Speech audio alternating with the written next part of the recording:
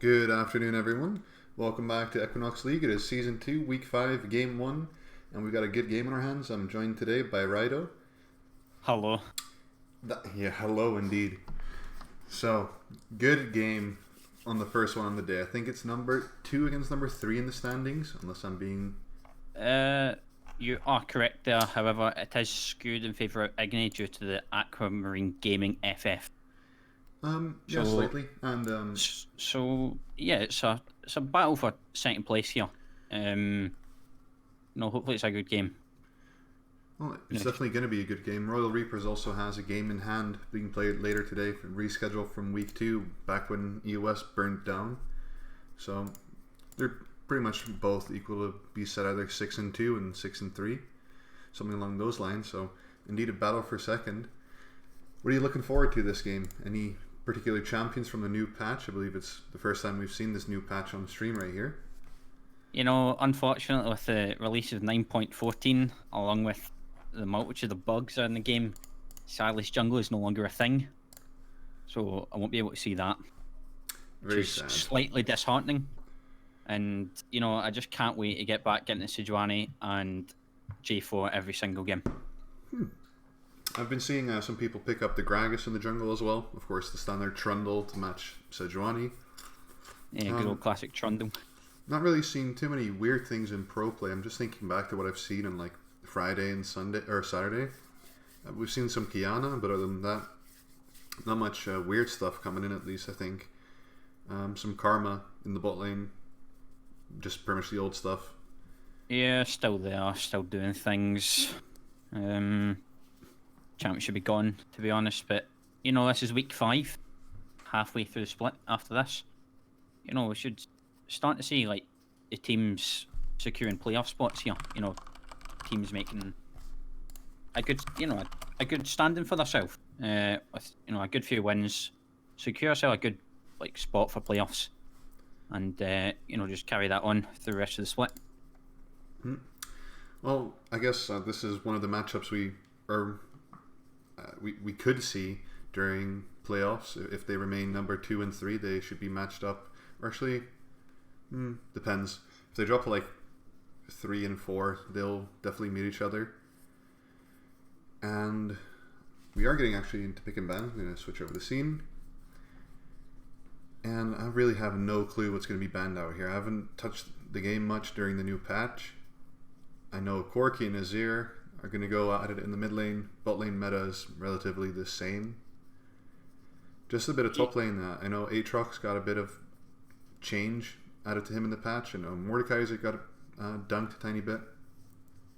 Yeah, I would have to agree with you. Probably expecting a Rek'Sai ban against the side of Caracal Wonderboy. He does enjoy that a bit. Karma ban coming out as well. Still obnoxious, still getting played in every lane. Few players on Royal Reaper still like to play that. Absolutely, he does.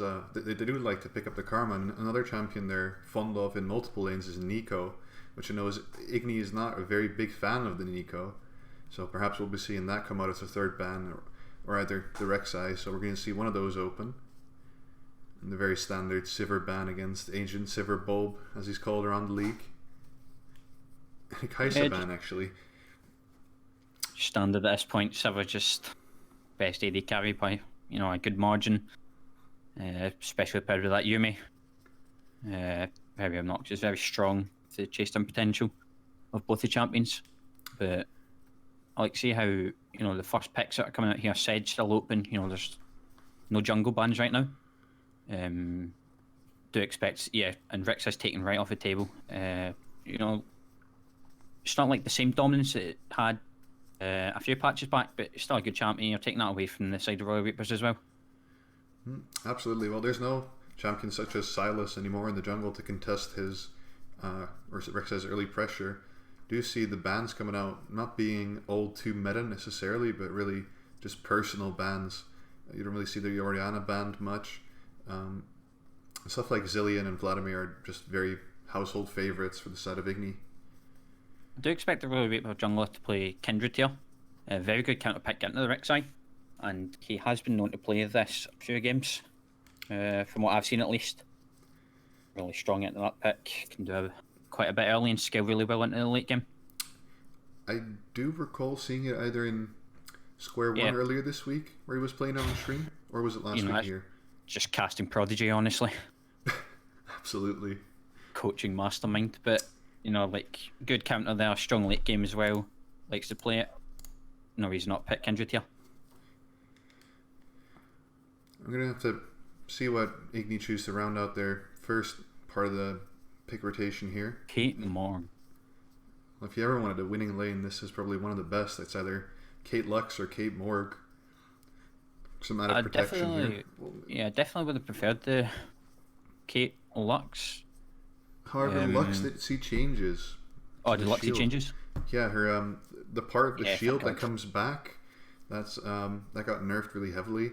It was the part where the shield came back, where it was like a double value. I think that's completely removed actually. So pretty much 2/3 of the shield value is gone. All right, that's good to hear. I don't play the game anymore, so I don't actually know what's strong. Yeah, me neither. I'm just here to like laugh at people, honestly. Yeah, I'd have to agree with you on that account. And Braum coming in for Yukalo on the side of Royal Reapers. It's just fucking dire when they have to pull us in again, casting these games. But Silas Ban, I'm not too interested in, to be honest. But a fair good ult steal, I guess. Probably bang that into the mid lane, see what you can do. Top lane as well, maybe. But it's always going to be a champion which. The ceiling on it, I feel, is very high. Like, the people that are very good at playing it, they will be successful regardless of what this champion does. And the more good ultimates there are to steal, it just becomes more of a situational pick. And also the Aurelia out here, which is a bit of a staple pick for Sabbath, I feel, which is understandable to make sure you can get a good matchup. However, as far as I know, Akali does really well into Aurelia, so we might be seeing the Akali actually go into the top lane or something like that. That's a Lux spun. Yeah, so Lux got boned from the support role, but she didn't get boned from mid whatsoever. She is still very prevalent in the mid lane. The AP ratios and everything actually got upped, so she's less prevalent with all those support items, but just better with the full AP. So we still could see like a Lux coming in from mid lane, and I know Omena plays it, but perhaps a Victor coming out instead for the top lane, I feel. I'm not too sure, to be honest. I think this... Well, as we've seen, that the ADCs decided to take teleport here. It might be Victor bot. It's a possible flex pick. They were hovering Yasuo. Could have went mid lane as well. As you're coming out here, strong pick right now. Gragas as well. Going into the top lane, maybe? I don't think we're going to see Gragas. I'd be really surprised. Yeah, I don't think they'll be doing that. Knowing some things about Royal Reapers, I don't think the Akali is going into the top lane for Awaken. I think he's more of a Victor player than an Akali player. Just more of a tank player. Yeah, tank Akali with Sunfire Cape, I think. It seems reasonable. Aatrox picked here. The nerfs. He got compensation with the revive being taken off. This does look like a Victor bot lane, though. That's an option as well. I mean, you're not going to win the bot lane. You're never going to win this bot lane against Kate Morg, so you might as well just concede the pressure and play something like a Victor, which scales really hard. However, on the flip side of things, the Mordekaiser against Aatrox is a good matchup for him. So we're gonna an interesting draft, and the only thing I don't really like about Royal Reaper's comp is they lack a bit of range. Like you've got the ADC there in Kindred, through passive stacks, so you got a bit of range going. I kind of like the draft, to be honest. It's unique. I think he's going to play as well, because from what I know, the Victor player's a bit of a Phil kind of guy, dip toes into different lanes. He's picked up a few good things. So, yeah, might be like confident on that champion. No, we'll just have to wait and see. I'm going to quickly switch back to the pick and bans here so we can see the summoners that have been opted to be taken. We have Cleanse on Braum, which means he's probably going to run something like an unsealed spellbook to rotate around those summoner spells. And Ignite in the mid lane, perhaps meaning he just wants to take the fight to Sabbath. I actually just really like both compositions because I think they're pretty... They sum up the characteristics of both teams really well. IGNI is just a decent team fighting team. They're going for the team fight here. They have a strong jungler to support the lanes, perhaps do a bit of tracking. And Royal Reaper's just with a bit of creativity coming out. Signature Kindred pick. Imbi just plays a lot of stuff. And I've seen Omen as a Kali in the past, and that might be one to be afraid of. Yeah, fair good threats on this side of both sides actually. There's a lot of damage coming at this game. Everyone's going to be doing a fair bit of DPS. You're only tank on both sides. Is Braum, Aatrox can go into a drain tank kind of role with all the healing he gets. Rek'Sai to some extent, but what I really want to see is the utilization of this Kindred ult. How well they can make this work. How fast they can kill someone. Pop the Kindred ult, saving the rest of the team, and just clean up the rest of the fight. Absolutely true. The last time we saw a Kindred from him, there was some questionable ultimates there, but he did get really fed just some stellar individual play. All in all, the Aatrox drain tank mentality, or the drain tank playstyle, has been slightly altered without having the revive. You can't really go as deep as you perhaps want to. It's just a different way to approach some team fights, where previously you would, just before you get the first kill or the first participation in a kill, you would hit your R and you would get that free revive, and it would just keep ticking as you run over the fight. But there's no security, no safety with that revive now. So it's going to be interesting to see how you approach team fights in general, or just skirmishes with the new Aatrox. Having a lower cooldown on your ultimate with a Rek'Sai there does allow you to skirmish more often, especially against something like a Mordekaiser and Kindred, which both have 2-minute plus ultimates. So they definitely need to abuse the windows they can get from the side of Royal Reapers, I feel. Yeah, definitely. There's a lot of downtime on the ultimates of the side of Royal Reapers, due to the unfortunate counter picks in the top and jungle. It might be difficult to get an actual good 2v2 off until there's been multiple ults have been used, but yours are backed up due to the lower cooldown, and you try to get something there. They might counter you, but the counter's not going to do much if they can't use their ultimates. All right, going into the game here. Give us a quick prediction of what you think's going to happen. What I think is going to happen is I think IGNI is going to take the win here. IGNI for the win, yeah. I think IGNI is going to win. Royal Reapers has a new member and a substitute member on their roster.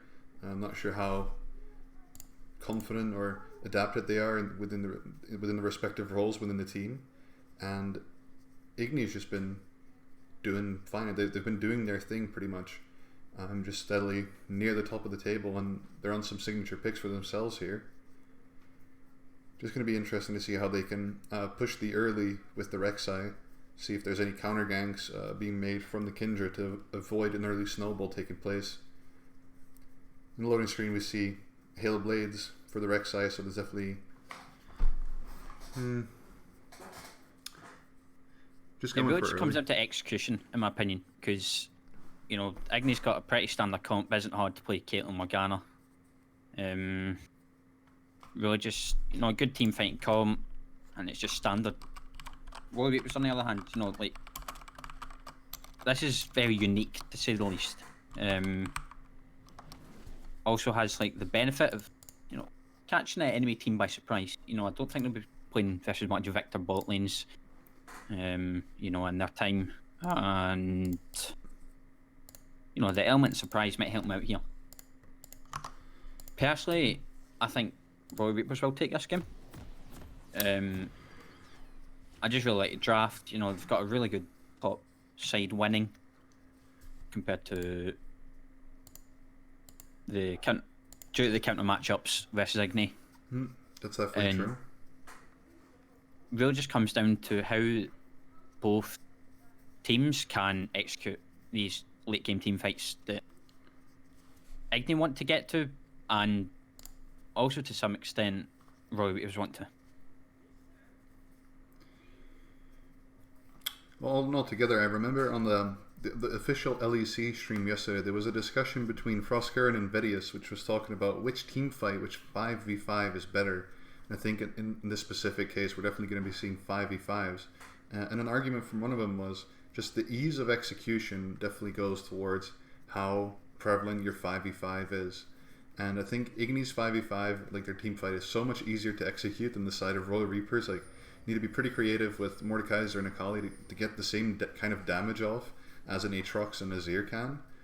But if they get to the positions they want to be in, then Royal Reapers have a very good shot at this game. They have a lot of damage coming out. Kindred, Mordekaiser, Akali, and Victor are just going to shred the later the game goes on, I feel. Yeah, definitely agree with you. No, like, just playing these standard comps, you're used to it. Good team fighting comps, you know, like, you play it so many times in scrims, you just come like, accustomed to the way it works and how you might execute, you know, these late game fights. It just really depends on how well they can play against, you know, to some extent, the cheese coming out of Royal Reapers here. It is a bit of cheese. I mean, you could see it as flex picks as well. Victor, whether it's mid or top, was always a flex pick. Why not add the bottom lane in there? Happened more last split in professional play as well. But definitely getting a few good lane matchups in here, either way. As well as the jungle matchup. I mean, this Kindred can really go to town on the Rek'Sai, especially if he's just in the right place at the right time. Yeah, this is the standard Kindred start. You go red, Krugs, Wolves, blue, and then bottom Scuttle, or like the Scuttle on the other opposite side of the map. However, I would prefer the adapted to be on the same side of Rek'Sai. You know, like, abuse that counter matchup. Like, there's no reason to be starting away, because you know Rek'Sai's not going to be starting on the blue buff. It's useless. So, you know, sacrifice a bit of your, like, you know, the good, like, clear that Kindred's able to do, and just try abuse that Rek'Sai. Definitely a good point of contention. And some interesting choices for not summoner spells, for keystones in the bottom lane. Caitlyn going with press the attack rather than a more conventional footwork or maybe even lethal tempo. And both mid laners actually just opting for the electrocute for some early trades.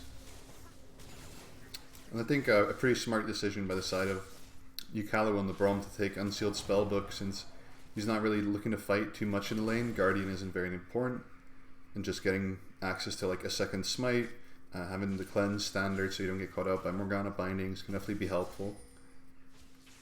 So Kindred has been spotted out by Rek'Sai here. You walk by unknowingly, even after seeing the ward being placed on the blue.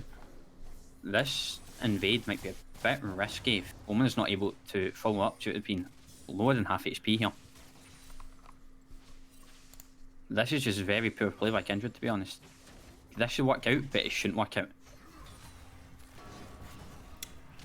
Rek'Sai comes down and burrows over. The W comes onto Kindred, but it completely just bursts that out of nowhere. Caitlyn's here for the engage onto Braum. The root comes down, and that's Braum dead as well. Very, very interesting fight there. I mean, Kindred just jumping forward, but being way too squishy to take that fight. Good communication by the side of IGNI. Yeah, good rotation, but just like the Kindred here being unable to recognise where Rek'Sai is. You see the ward coming down on your blue, you know it's no one else. Actually, this is a flash in the mid lane. Rek'Sai flash bars onto the Akali, having to blow the flash here, nearly dead. So this Rek'Sai's doing a fair bit of work, to be honest, but from the earlier point, like, you know, it's not just some like mysterious creature from the top lane that's just warded your blue. You know it's Rek'Sai, no one else is on the map. And then you walk by unknowingly, you walk into their jungle so you know they're not in their jungle, and then you go for a bot lane gank. I'm just a bit miffed, to be honest. I'm just having a good look at what's just happened. There's already like more than 1,000 gold lead coming out for IGNI over Royal Reapers, and they have really good late scaling on both sides. However, I do think it favors Royal Reapers, but if the lead gets unbearable, then that's going to be a big problem. They do have some nice wave clear, luckily, drafting the Victor to stall out. So that might just be the one thing that saves them. You know, with these 2 kills going over Rek'Sai, it really isn't too bad. Sure, you might want to get them onto your Caitlyn, like force a good a good lane advantage, but kills coming onto Rek'Sai really isn't too bad. You know, you have that extra dome power against the Kindred, and you're also able to use that into other lanes, get them ahead, and you know, might work out in their favour here. Flash rod from Victor, but the heal comes out, and that is a wasted sum.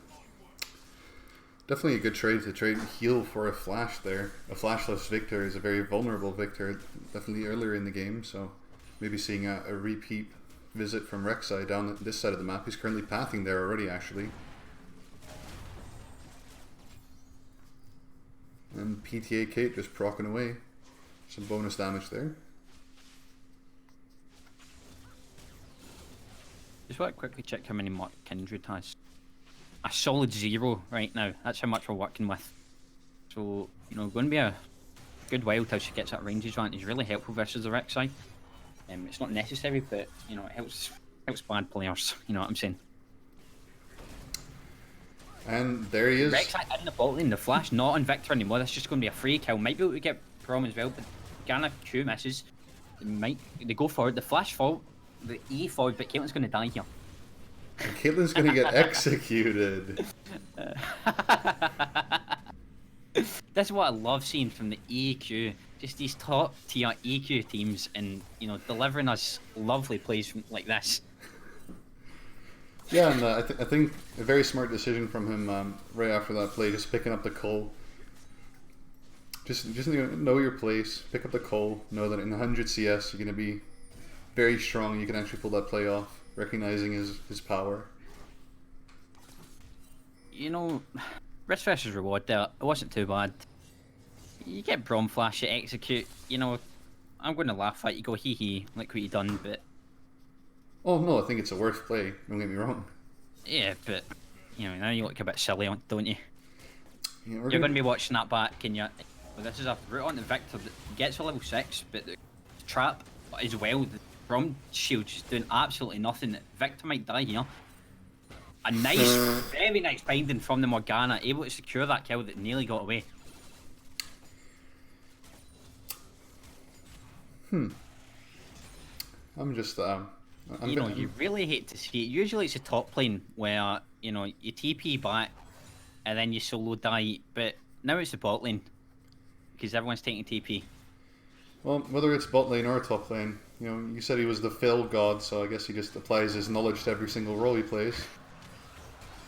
And this might actually just be a dead Mordekaiser here. Aatrox popping the ult. You see if the Death Realm comes out. So look out here actually, and that's a flash away. That is also a flash actually wasted. And here was me thinking this was a good matchup. Every time I've played more into Aatrox, I've been like, be able to do fine as the Mordekaiser. But here I'm not looking so strong. Behind like 15 CS now, solo kill, no flash. That's a rough one. You hate to see it. Yeah, you definitely do. It's not looking good for the side of Royal Vapors here. You know, this is just Rek'Sai in the bottom here, tunnels over the wall, right on the Braum. He's probably AFK right now, but he just jumps away. He might be able to get damage down here, but he doesn't decide to commit with the Kindred up top, follows with the auto attack, just slows down with the red buff. The Eland as well, but Aatrox just going to flash away. The Q's follow, and Kindred doesn't decide to go for more. I think a good decision to not flash in there. You just never know, tower damage early just hurts way more than you always think it does. But alright, I'm just going to throw a quick wee something at you. If Awaken used his flash better, sure he would have died, but Aatrox would have flashed as well. And that would have been a nice wee return kill, right? However, it wasn't to be. That just shows that, you know, they need you as a coach, no one else. They don't need anything but you. You know, unfortunately, you have the answers. Contracted to the side of actually CBA, so, you know, very unfortunate. Looks like Braum having another look at Just Eat, looking what ramen noodles will be on the table tonight, just not having a clue about what's going on, really. What are you talking about? We look at Just Eat, seeing what's going to have for dinner. It's like woken up, auto-attacking creeps, just, you know, standing there, being ganked, still standing there. Can't get in the mid lane right now, but I don't think it's going to amount to anything. E comes down, a lot of damage right there with press attack. It's not going to amount to much. Morgana walks forward. This might be a troll play, but actually the R comes down. He walks right into the trap. Stun comes down as well, followed by the snare. And that's a dead Victor again. And that's a dead Braum. That is a dead Braum. PTA actually just like amplifying all the damage there is pretty good. Flash forward onto the Rek'Sai from the Kindred, doesn't able to get the ult down. Mord's been, I think he's brought Aatrox into the ult, I'm not sure, Spectator's pants, but Akali's just waiting here to do absolutely nothing, I guess. Azir comes back with the shuffle, and... a lot of flashes.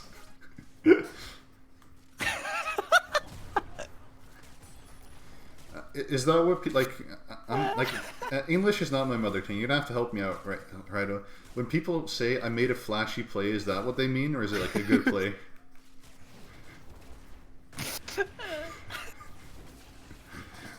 All right, enough laughter. It's 10-1 on the scoreboard. There's 6,000 gold lead. Whoever told me I was a troll for not predicting Royal Reapers, the joke's on you, man. You got clowned. Looking really good. Yeah, no, they're not just a clown, they're the whole circus at this point. However, you know, I do love a good comeback story, and for that reason, Royal Reapers are still going to win this. You know, people just love the underdog winning. Not sure if they're the underdog, but if they win, that's going to be a nice comeback. And perhaps a dead Aatrox actually in the top lane. Yeah, this is looking like a dead Aatrox, unless some funky business happens. And that's a shutdown of 200 extra gold going down to whoever picks it up. It's Mordekaiser. Mordekaiser get that. Promisingly dead in the bot lane. You know, a quick old crack down on the Aatrox cranium. You know, you picked yourself up a good bit of gold. Rek'Sai went in the bush here. The ball comes down onto the Mord. He has it out here. This is just going to be a solo kill most likely. Not yet, but actually Kindred here. It's not a solo kill because our Mordekaiser's going for Sunfire Cape.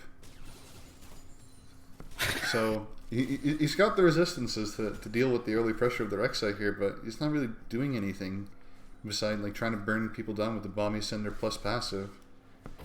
Or maybe it's not even, he's not going for Sunfire Cape, it's just building the Bomby Cinder for the double burn with the passive. But interesting starting pickup. Yeah, definitely. I think Mordekaiser's enough wave clear in this kit. No, commit to something. Go for that proto belt or something. I'm not sure. Just don't go Sunfire Cape. In the lane with so much mobility from the other champion, something I always just like doing is building resistance boots early on. In this case, Tabi would be nice, just being able to move around the lane freely. But with all this cooldown reduction coming in from the side of Aatrox, that arm guard and the Bomby Cinder really won't help him. Morgana stunned here. The ult comes down onto Morgana. The R from Braum follows up, but it has stopwatch, and that's dead Braum. Victor might be biting off a bit more than they can chew here. Will the R come down again? Yes, Victor's dead. Trade of ults in the mid lane, but nothing's going to account from that. A bit of poke onto Akali, but that's about it. You just hate to see a subpar Braum play. Hazard flash as well, but smites and stands still to press R, and that's another fail flash. Kindred here in the bot lane going to kill Morgana. She's not paying attention, but this might be a return kill from Caitlyn. Oh wow, look at that fantastic auto spacing from the side of Caitlyn. Rek'Sai's here going to secure the kill maybe? Yeah. This Caitlyn is fed. Oh, you just hate to see what happened in the bot lane, just thinking like, oh, I got the Q off, like we're going to get the CC off real nice, but there's just really no damage on the Victor at this point, and Caitlyn, when she gets that one crit off or even a crit headshot, that just decides the fight right there. Stopwatch coming in from the Morgana to delay the damage from the Victor coming in. Just well played by the side of IGNI, and almost a 10,000 gold lead. Alright, I'm throw a quick bit of knowledge at you, okay? Alright, give me a... oh, right, okay. Everything that I was about to say is completely wrong, so just ignore me. Alright. You know, like, root onto Callie, but she is in the Shroud. The Shroud actually moves away from her from the expanding radius and lets her die. Riffhell picking up another 320 solo gold on those plates just before they expire. And that puts the goldie right at 10,000. Gonna quickly change to the gold here. This is absolute dire. What is this? I don't think I've ever seen a 10k gold lead at 14 minutes, and I've watched a fair few CBA games. Well, there's a 4K gold deficit in the jungle. Or no, it's 3K, and also 3K in the bot lane, 2.5K on the supports. It's not looking too good right now. It's not looking too good. This is looking like just hard go next. This is like dead Aatrox, maybe.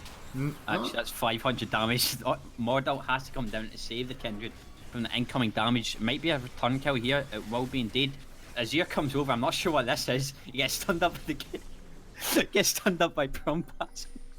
Well, IGNI always pride themselves for being real nice people, and this just proves they're going to give everyone a chance. Yeah, just stand up lads, really. Yeah, given a wee bit of shutdown gold.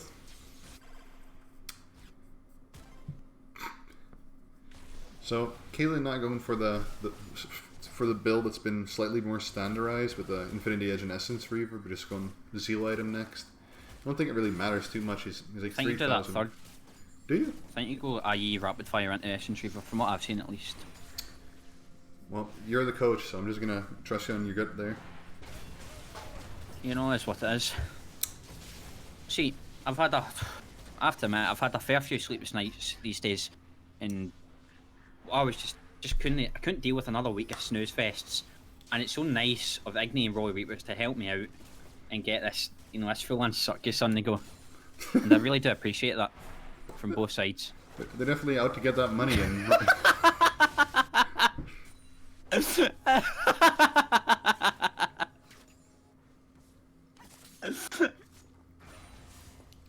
Like, what can you say about that? When your Morgana just decides to push it that far for no apparent reason, it just dies. I've got nothing to say about it. As suggested by the chat, indeed, Season 9 D2 coming in prevalent once again. Gameplay showing the D2 level of play right here. I mean, Artemis is D2, so there's not much about that. Yeah, we've all gone downhill. Just Season 9 in a nutshell, I guess.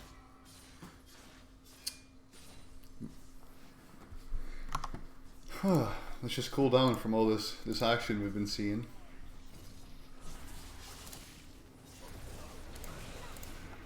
Alright, Callie's dead. Alright, I ask you this every single time a team's down. Okay, Tom, you're still on Royal Reapers, alright? Just picture this. Alright. Okay? You've been forced onto Braum from you're on Braum, okay? Alright. And you're trying to revive your team's hopes and spirits. Don't worry guys, we're only 11k down. This is a win right here. No, just have to wait till late game. Yeah, this does look like a play you would conduct, to be honest. That does look like a play that you would make. So I don't think it's too far-fetched to believe that you are this Braum. However... Why am I just being shot on right now? However, alright. What do you say to your team right now? What's your macro play and what's your mental at right now? I think my macro and mental is completely towards what our plan is for next game. This one's looking a bit rough because we almost have as many thousands worth of gold lead as minutes in the game. So I think this one's long gone. There's no fixing this one, I'm afraid. There is too many threats right now on IGNI to work with. This Rek'Sai you can absolutely not ignore. He's too fed. He's just gonna one-shot whatever carry you put him onto. Meanwhile, there's Aatrox just like distracting everyone. Too fed long-range carries. I think this one's a bit done. Alright, see if I was on Royal Reapers, I'd be, just checking out this map. My eyes would definitely be on the FF button. That's all I'm going to say. And this definitely looks like it's over. There's not much to, Alright, mod flash is over. This is a real tilt play. I can really want something here, but it might... Oh, that's a 1,000 shot down. Wow, oh, that's really just brought you back into the game. Round of applause for Awaken, please.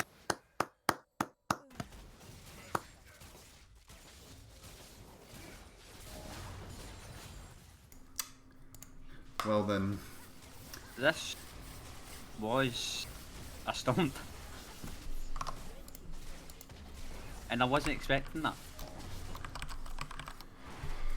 You know, I wasn't expecting a stomp like this whatsoever. I mean, the win and loss is what I was expecting to happen, but the way this has gone, like, oh man, look at these items on Rek'Sai. He's got Titanic Hydra, another pickaxe there, going for like a Stergus Gauge or something. He's so fed. And there's no one that can even like deal with him, let alone the rest of the team. What went wrong? What went wrong? Bot lane. Don't you just love like taking your red buff from your ADC? He's got 7 kills as Caitlyn and 3 items. Yeah. That's what I'm all about. I'm all about taking my own and then taking theirs. I'm more of a fan of like taking theirs, no, taking mine, and then going to theirs, then getting caught out and dying and giving mine over. Well, let's see if he can manage to do what he really wants to do. Royal Reaper's going for they're going for the brush cheese. If there's no pink in the brush, then you know they can go and make their play. Got these 2 zeal items here on the Caitlyn, so it isn't essential. What is that? An auto attack, the true damage, E, and the ultimate. That's what it is. I think we can just observe, to be honest. Yeah, I mean, what's happening on the screen kind of sums up, you know, everything about this whole ordeal. Nah, but if you look in chat, you know, Royal Reapers aren't taking this too much. You know, there's a nice wee bit of fun and games on the go. So they'll go into the next game. You know, they won't be too worried about this one. I don't believe there's anyone from the Royal Reapers in the chat. I mean, in the league chat. Oh, okay. Well.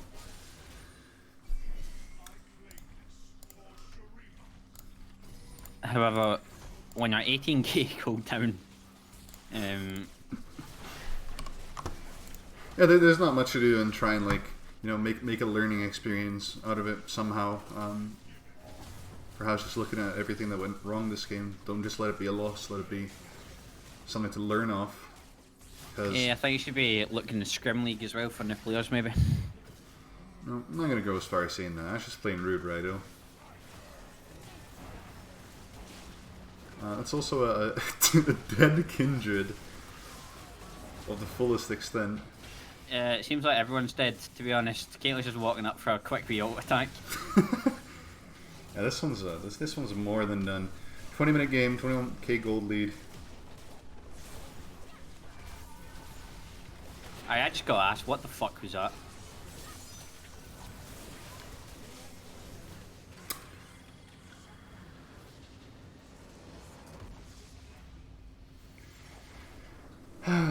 That is what we call a good old stump.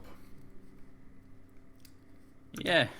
Seeing the results of this game, kind of not sure if that Royal Reapers logo was supposed to be an AMG logo and if I fucked up on the Photoshop job, but apparently so, it was Royal Reapers. Well, it looks like AMG's back in the league. Wow. Fantastic. The band's back together.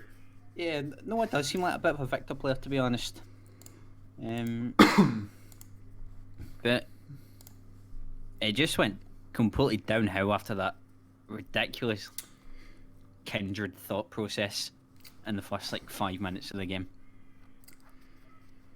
When Rek'Sai's doing the most damage in the game, it really is just kind of something to behold, I guess. It might just be the most classic case of better jungle wins that I've seen in a long ass time.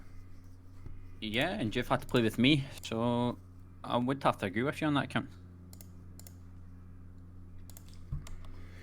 You just hate to see when the Akali has 3.7k damage at the end of the game. It's an unfortunate one, but I hope they can bounce back on the rest of their games they have today. And just switch away from this damage graph, because that's not really what you want to see. What's up and coming game for Royal Reapers? Their up and coming game will be against none other than PogChimp. None other than PogChimp. So we can safely conclude that if Vladimir is indeed banned, that might be the one to pick up for the Royal Reapers. I do believe that they banned it against IGNI right here, so I don't see why they went ban it versus PogChimp. However, I've been proved wrong many a time you know, at the lack of Vladimir bans on the side of our Team S. But you know, let's just see how Royal Reapers do. You know, a similar second place is what it is. Still sitting at a, you know, a This solid. isn't. It's not the end of the world. I mean, it was a Yeah, battle you know, for it's not, second, but second or third, playoffs are playoffs. in the end, okay, it doesn't matter really because you have to beat everyone, don't you? You have to be better than every other person. So who really cares? You know what I'm saying? Well, as for now, they're still projected to make playoffs, so they can prove that they're better than everyone else in the playoffs still. For now, any closing thoughts on that game? Better jungle ones. I think that's that sums it up. I don't have anything to add actually, and I guess one thing to add is if you're gonna gank bot lane, then you know, don't die. You think of that Yeah, one. like see if you're going to make your mistake, don't ruin everyone else's lane. Just ruin your own jungle and then blame it on your laners. A very safe bet to just blame it on the laners. Heard that one before. For now, we're going to be going into a non-commercial pardon break. me? What? What'd you say there? Nothing personal, kid. Hey, hold on a second. What'd you say? Hey, just because you're a jungler doesn't mean you're the jungler I'm talking about. There's many a jungler in this game. Yeah, right. I guess I'll let it slide. You will let it slide indeed. So we're going to be getting into a non-commercial break. We'll be back with what I think is Need a Name against ELG Diversity after the break. See you in a bit.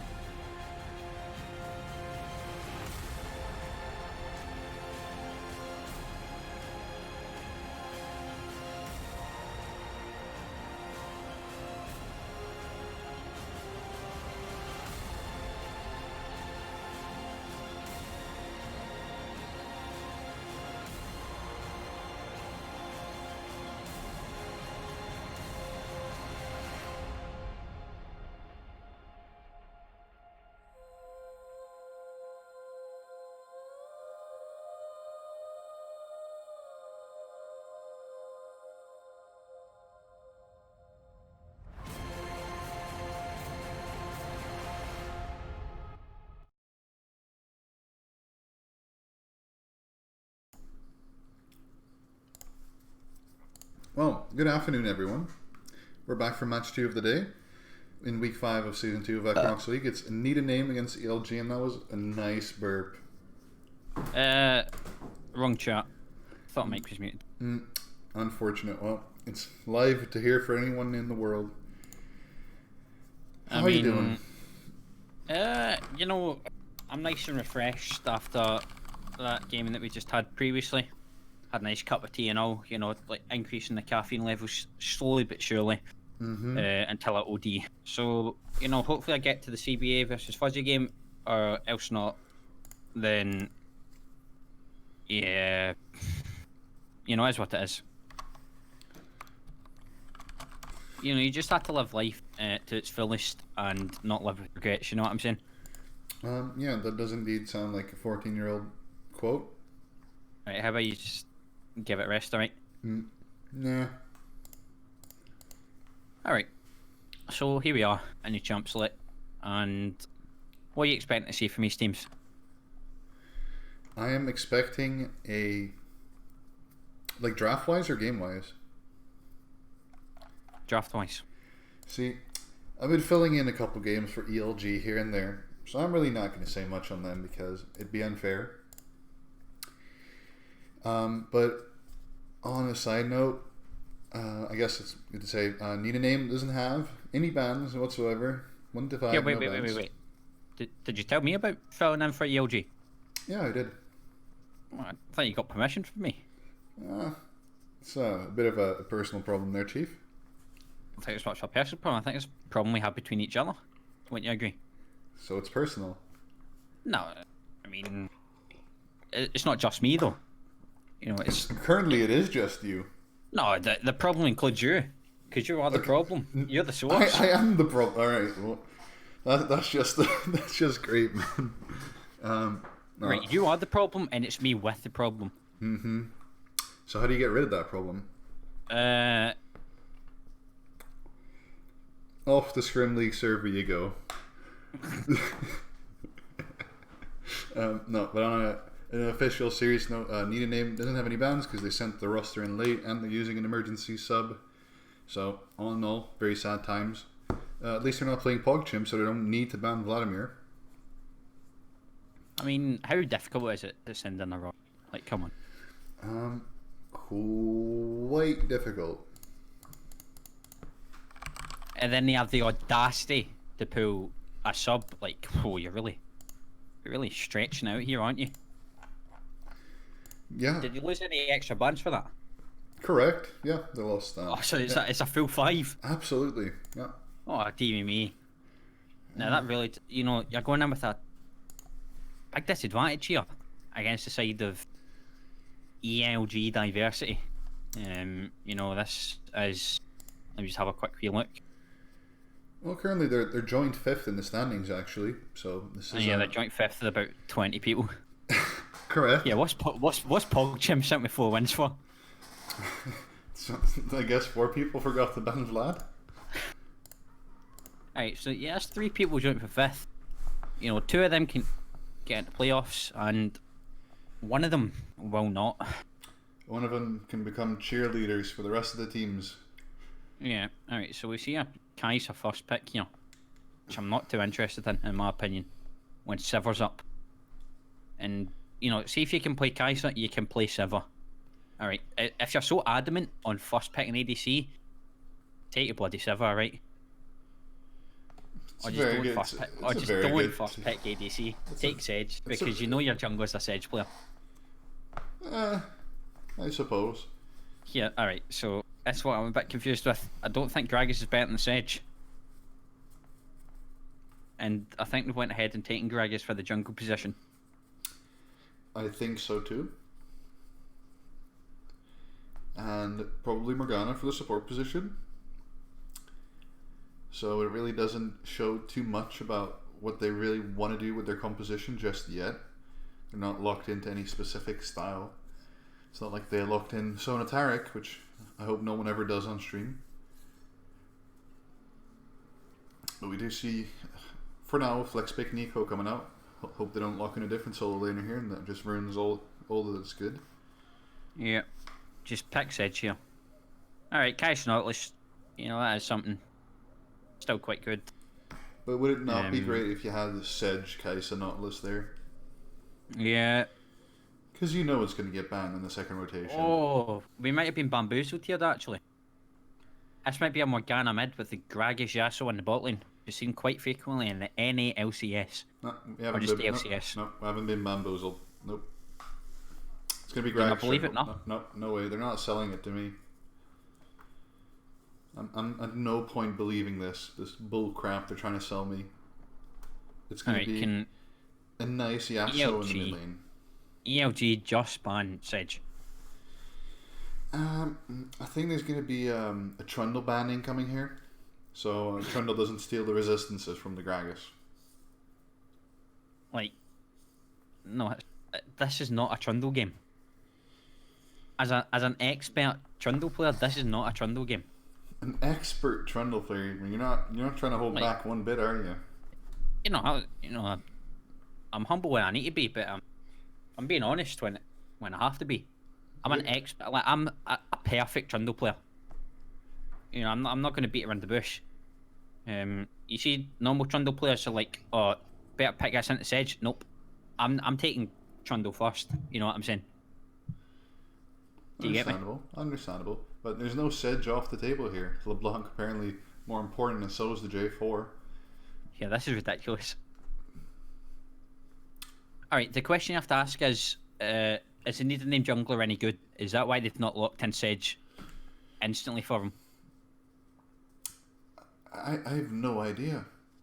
I think we had him on stream twice, and there's no lasting impression.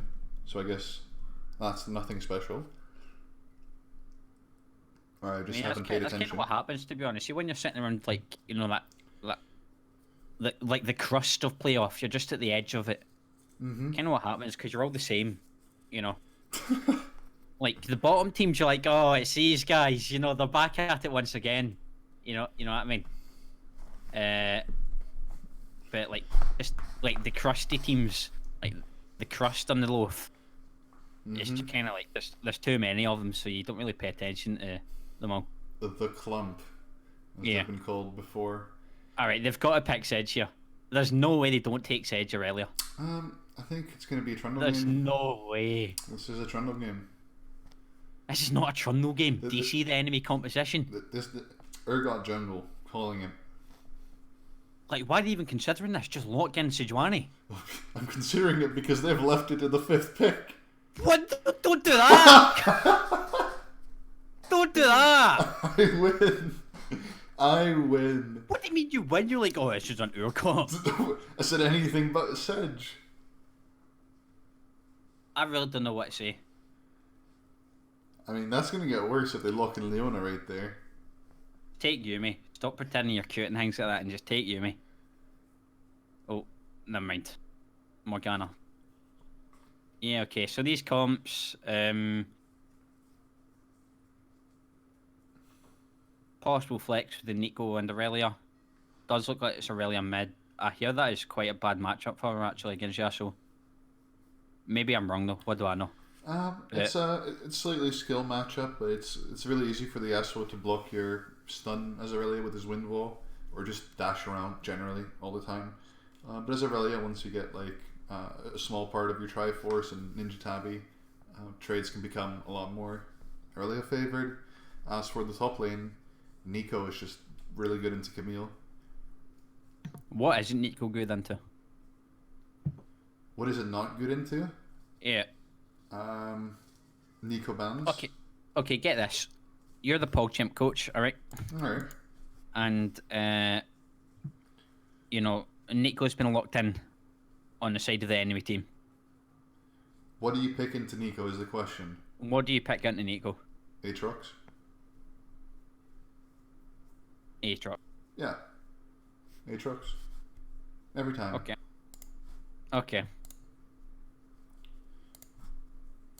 Alright, so as we can see, there's definitely some good compositions here to play around. We've got the classic Gragas Yasuo in the jungle mid position this time, so more room to like impact the map. Kaiser's taking heal instead of TP compared to Sever's TP. Hecarim taking Ghost instead of Ignite, which from more experienced Hecarim players, that's an Ignite take. You don't take Ghost anymore. Perhaps that's why they didn't give him Sedge. maybe he's just not too up to date on things that are good, and he's still stuck in patch 9.9 with the Hecarim being the best jungler in the game. Yeah, he's in like season 7. Ah, okay. He's still in season 7. Yeah. I wish I was too. I haven't enjoyed this season one bit. Yeah, well, actually it was season 6 to be honest, but here we are. Here we are. We started from the bottom, now we're here. I mean, we've not moved then, have we? If we started from the bottom, because we definitely are at the bottom of season 9. We went through the bottom. Truly in the death realm, locked up. Permanent Mordekaiser ultimate. That's kind of what season 9 is. What, season 9 just the permanent Mordekaiser ult? Yeah, it's that permanent mod ult. No one else is there, and it's just like flames everywhere. It's just hell, really. And there's this and one... no one else. Everyone's just in their own Mordekaiser ult. You know, no one's together. Yeah, and somehow for every like platinum player of season 8, there's this one tiny little gap in that Mordekaiser ult, which means challenger. Yeah, and they've somehow squeezed forward to like 400 LP challenger. Yeah, season 8 plat 3, 47% win rate. And this time they're the ones without the permanent Mord ult. Yeah. I guess they deserve challenger if they bought a QSS. You know what I mean? Yeah, that's a very good point. I'm not going to fight you on that one. Very smart. You know, a certain level of intelligence needed. But, alright, so looking at these teams, this is not like a hard win for the side of ALG, in my opinion at least. If they can execute on their composition, get these like Gragas Yasuo things going, and play the bot lane the way it's supposed to be played, double spell shield lane, really nothing happens, and top doesn't just randomly int his butt off, then yeah, they have this one, I feel. It does seem just pure basic, you know, it's just fundamental League of Legends here that ELG decided to go with. Your bot lane doesn't die, you know, it presses Q and W, auto attacks waves. Your Camille doesn't die. Nico's taking electrocute. Yeah, some things are just sad to see.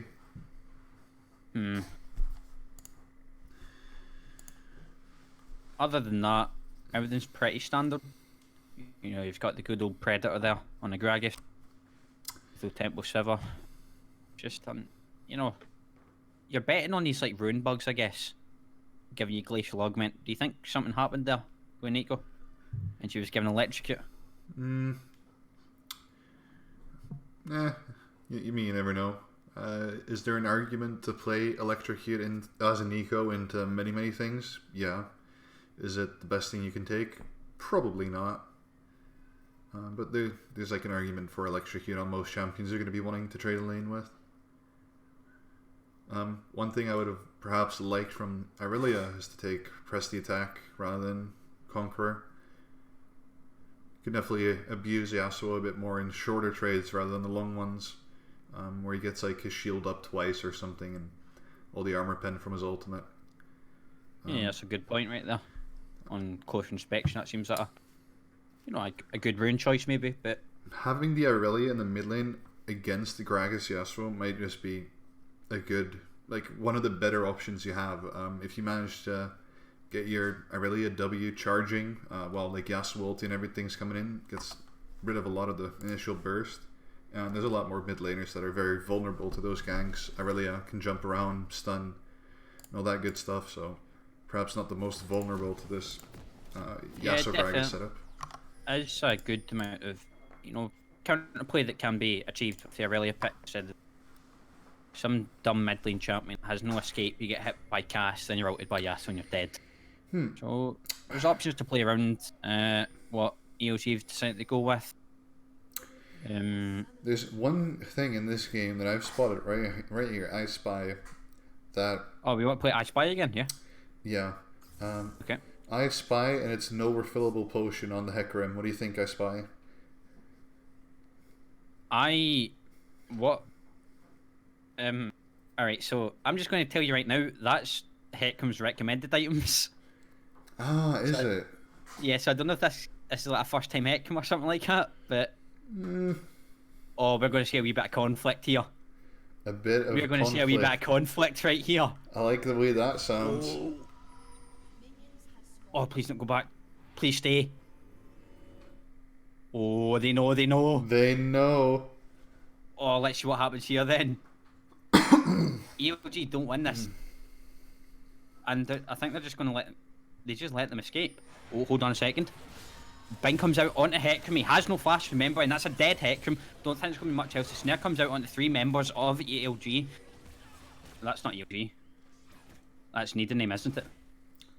The red side is ELG. Yeah, so I was right all along. Yeah. Right, another Snare, a wee bit of damage. Electrocute comes down. That's what we were banking on. And it looks like Nico's playing mid. You know, you're not the only one being a bit confused about that electrocute on Nico. Coming in from the chat, electrocute Nico. Did I miss something? Well, you didn't really miss anything. Perhaps Nico missed how to look in his runes. But for now, very nice start for the side of ELG, getting that first blood money on their Camille. 4 assists. Some of their phones as well. So pick up probably about, a good 7 or so hundred gold from the assists and the first blood. Yeah, that's a 600 gold lead already. A good kill on your Camille. Maybe get a wee bit of defensive items on the go early. Survive all this Nico poking that comes out. None to laugh at, really. Part of Stay what on Camille. No electrocute, unfortunately. Yeah, a bit of a waste on that one. A nice part of what Nico does in this lane against Camille is just constantly kite out all those roots, and usually the glacial auto attacks along with those. But without the glacial, perhaps a little bit less kiting potential. However, Camille's just going to be poking with the W all the time. Comet just landing down, dealing about 140 damage, I think, at this point in the game. So it's a very valuable spell.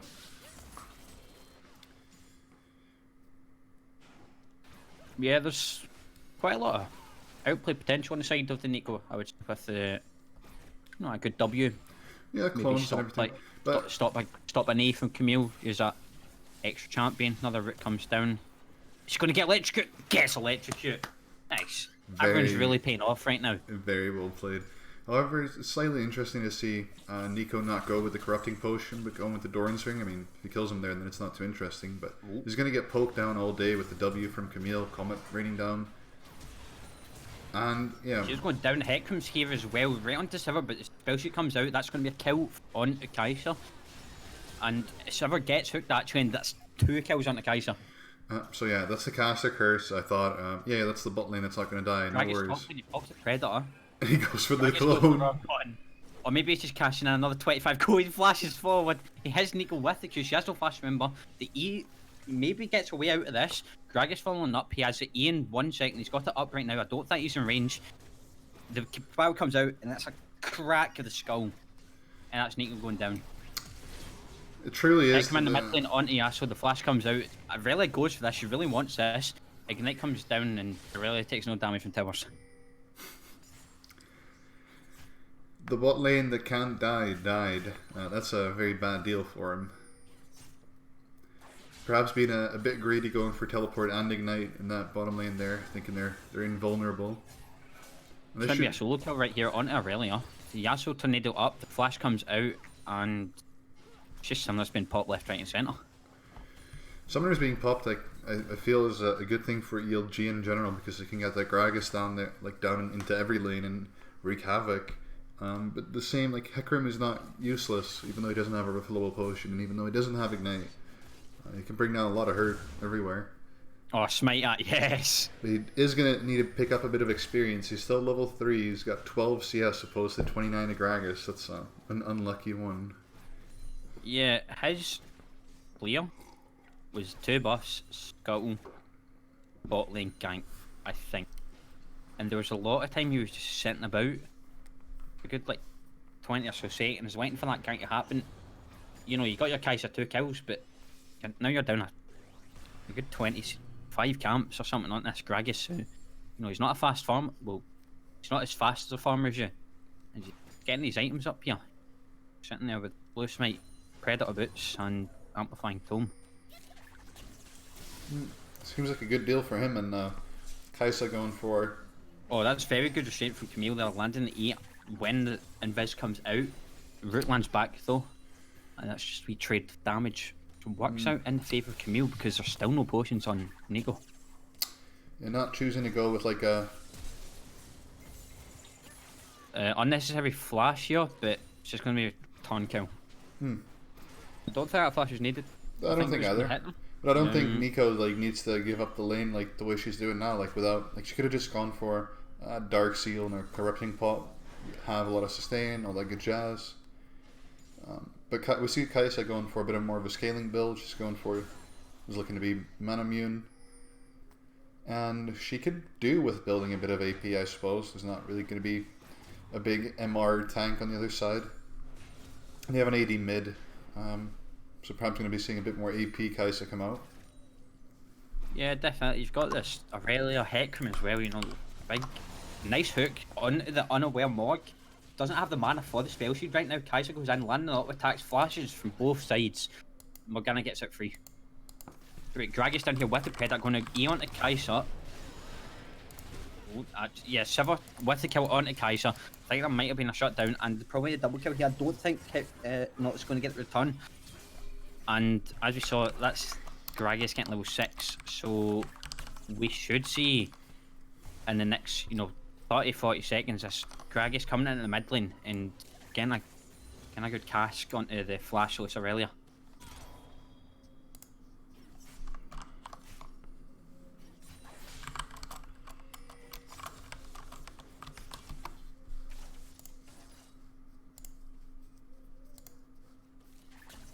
I'm really not sure what Hecarim's been doing. Not much, I'll tell you that. Yeah, a whole lot of nothing. A whole lot of nothing. You really don't expect, Hecarim's this fast farm, got great AoE clears, but he's just hasn't been doing much, honestly.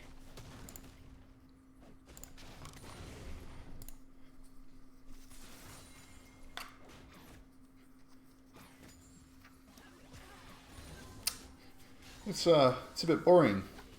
There's not too much happening. So yeah, Hex Shrinker Rush on the Camille, not too conventional because generally just trying to absorb the poke and outscale in different ways rather than building a Hex Shrinker, but maybe he can go toe to toe a bit more with the added magic resist. We did see that without like the extra electric comes down, Camille E's on and Nico just going to W away. We saw prior that Camille was able to get good solo kill there, and only due to like a good 3 tower shots onto the Camille that Nico's able to get return kill. So I really don't think this Hex Shrinker is necessary. I don't think she needs some extra defensive stats to be able to deal with his Nico, who's personally I would say is playing rather poorly.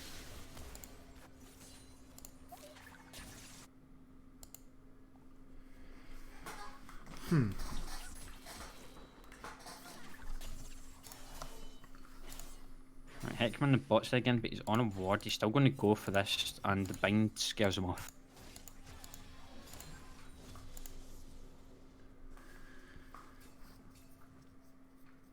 So, all in all, there's a bit of a gold lead for ELG. What do you think needs to be done from the side of Need a Name to get rid of this gold lead from growing? There's going to be, assumedly, Dragon contest soon. Rift Herald's going to spawn. Do you think they should go for these objectives or just try and lane it out and stall? I really like Cloud Drake, to be honest. With the quite late ago with the change to just giving normal movement speed.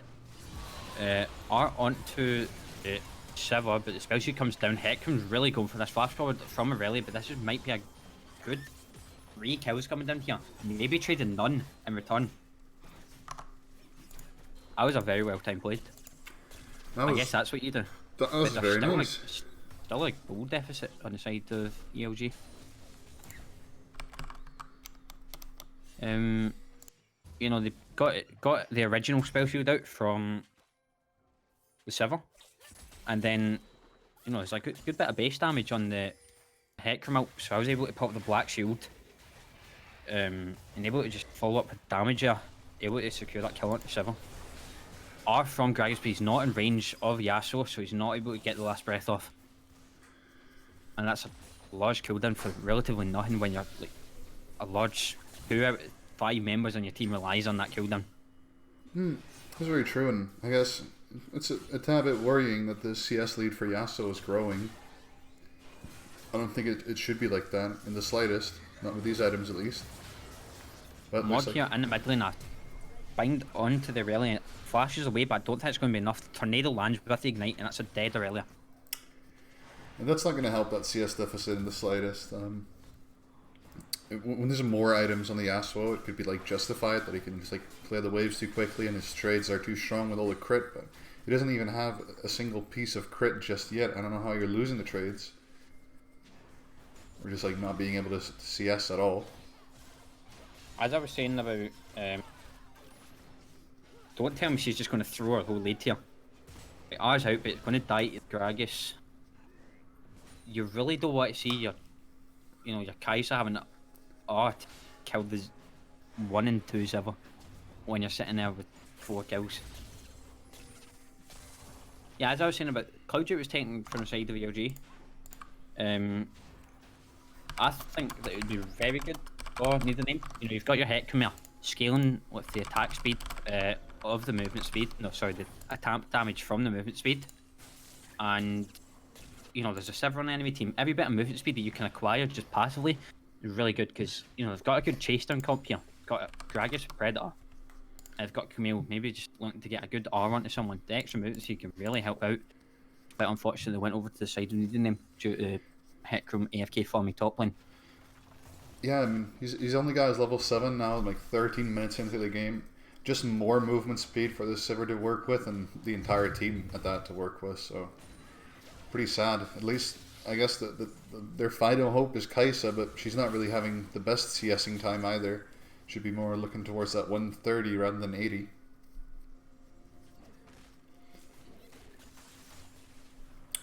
So...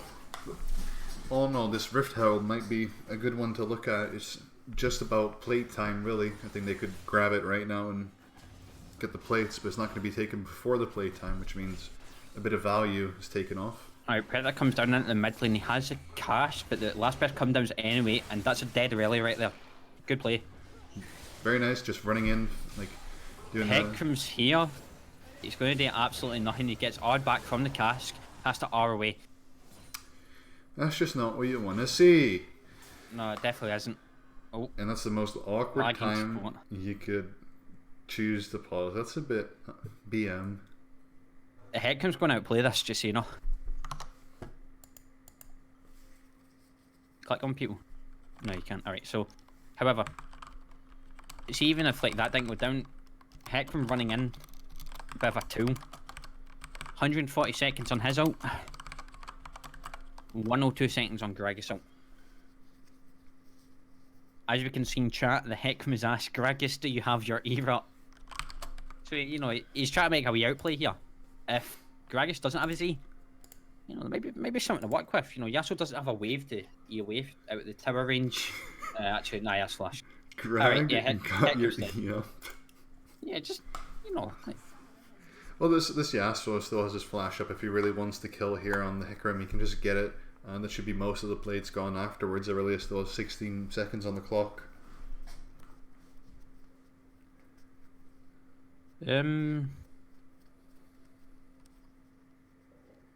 What I want to see is after this play goes down mid lane, take mid tower, and then take your duo Gragas Yasuo into bot lane. The R should be up by that time. Kill enemy bot laners, and then you take bot tower. Then you can rotate to Rift Herald, get Rift Herald, and then you can do all kinds of things. With if you just clump members together with the Rift Herald, the side of Need Name aren't strong enough to, you know, like force you off any towers that you want to take.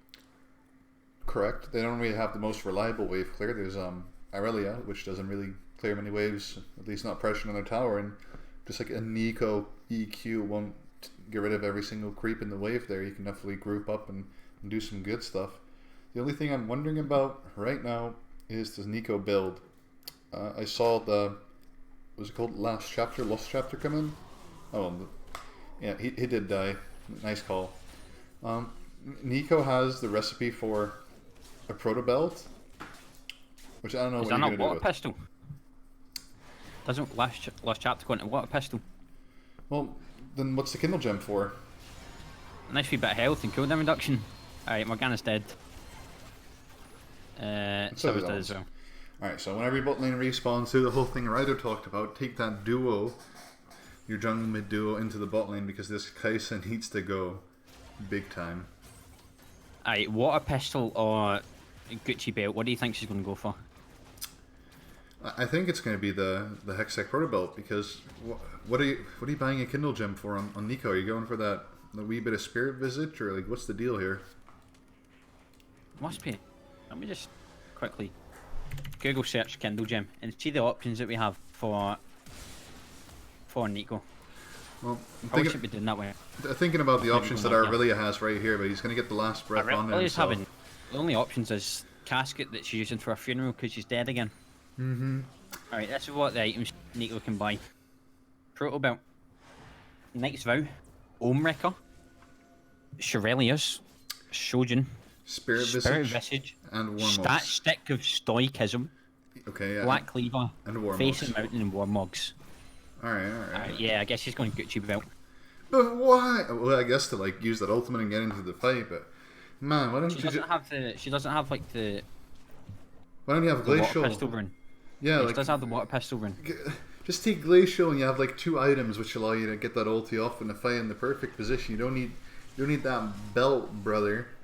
Oh. Alright, Gragas with the aura up here, but nice hook from the Nautilus, weaving around the Herald. But this might be a return. Yasuo's here just killing Kai'Sa. She doesn't have the aura up. Will not be able to do much there. Gragas up came down, but the last breath is not needed. That's a big oversight from the side of Nia Name. They tunneled in on killing the. Over here, and that's whiffed off from the side of Hecarim. Gragas here as well. Yasuo's here shortly. This is going to be a solo kill in the bot lane, but I don't think that matters in the grand scheme of things. Gragas is going to pick us up with the body bounce, the big belly bounce, and slowing Nico with the red buff, but dead. But you know, it's. That's not worth, but you know, yeah, that's not worth. That was a shutdown on Hecarim, who's like trolling. He just gave him a K gold. With Infernal Drake up and with Herald up, that just wasn't the right call to make. The side of ELG have no damage here, but now Yasuo's here, so she's dead. They're going to start up to Dragon. Kai'Sa has she R's in and going to do absolutely no damage. Morgana flashed away. Probably going to die here. That was the worst flash I've ever seen. And yeah, looks like the name's touted.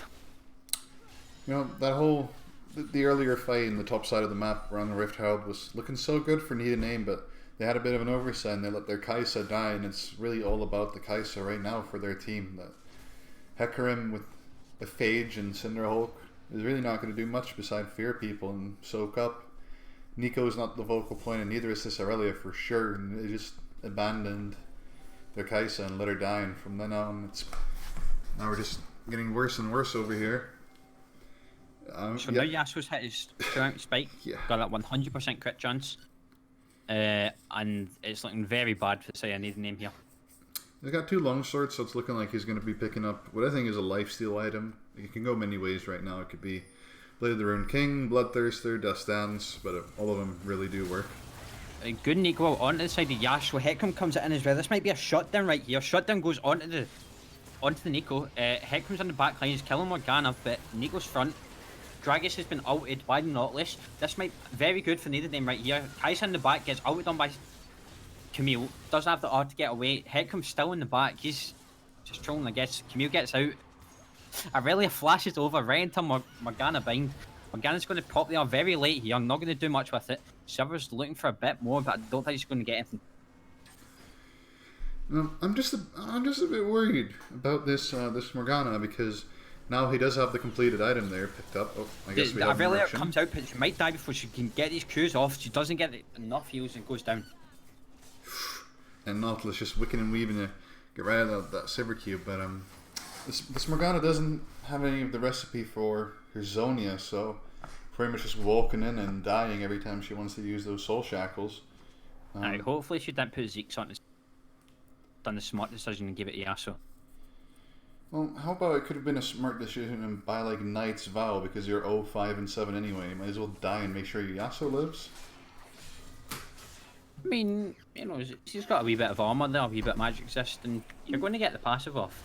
So, at least you didn't go like Rabadon's or something. Yeah. Ekman comes in onto the Gragas, he ease away. Nico just going to completely fail. Morgana bind, but Yasuo's been hit here. Very nice knock up. The fear comes out on Yasuo. Yasuo's dead. Camille's in the back. She doesn't have the ult right yet. It's in lots of damage. Morgana from the back throws a Q. Shiver's frontline right now. No one's doing anything about it. Heckman goes in, but he has 0 damage. Aurelia's here now. Lands a stun on the Gragas, but it's Black Shield. He kills the Gragas. Might not have much else. Camille goes in with the E, and that's an ace. Oh, man, there was a lot of words there, Ryder. Nice. And all these words coming down to one thing and one thing only. That's Camille almost dying the dragon. Let's see if they can actually finish this one up. Yo, is Shiver going to help them out here? Hell no, they're going to go for tier 2 mid. Big brain plays. Well, they pick up the Infernal. Maybe. Ah, they actually do.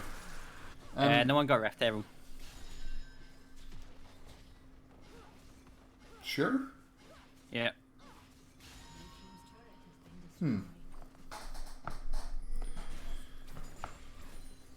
They've been in this bot river for at least 10 minutes. Well, you're not wrong. Let's see if they're going to be there for 10 more. Sivir apparently being allowed to frontline because Aurelia was absent during that fight for most of it. And just jumping in to die, of course. But a very telling part of that team fight was the Nico ultimate pretty much being whiffed completely because of the Morgana binding, unable to move. So that was a bit sad. Pretty much just ruining the entire team fight for him. Yasuo hitting a nice knock up on key members, just chunking them to half. Let's have a look. Well, there's still about 250 stacks needed on the Manamune for Kaisa, so he's not close to that power spike just yet. Oh, this is actually Nico. Yasuo's been bamboozled, but Aurelia E misses. Doesn't matter, the R's here. Gragas comes in with the Predator, able to take Nico down. The R from Gragas managed to land onto the Aurelia, but she's going down to the Morgana. E from Camille onto Hecarim here. He goes away, but he's not going to escape the cage. This Hecarim's not being too helpful to his team. Yeah, he's flat out trolling. Baron's up and he's split pushing versus Camille. He's not completely understood the way you do the build with like just blue smite and then Camille from the back here, but she's going to get locked up by the Nautilus. There's no damage coming, but what? Gragas cancelled Kaisa ult. That's with the slam. You don't see that one too often. That's a nice interaction, a rare one. Oh, tell you what. Damn, but tell you what. What is this Hecarim doing? I'm having a hard time just like getting through all this. He's not going to Triforce just yet. He didn't go for like Triforce and then the Cinderhulk. He's really behind. He has no XP, no gold. He's not really being a great help to his team, just trying to soak up with some tank items and just getting the fears off. And the Kai'Sa's gone from like being 6-0 or like 6-1 to being 7-7. And as the chat suggests, there's almost 50 kills in 20 minutes. At least it's entertaining, Righto. You can't say this one's boring. No, I'd have to agree with you. It's an ARAM game with 3 lanes. He's not wrong.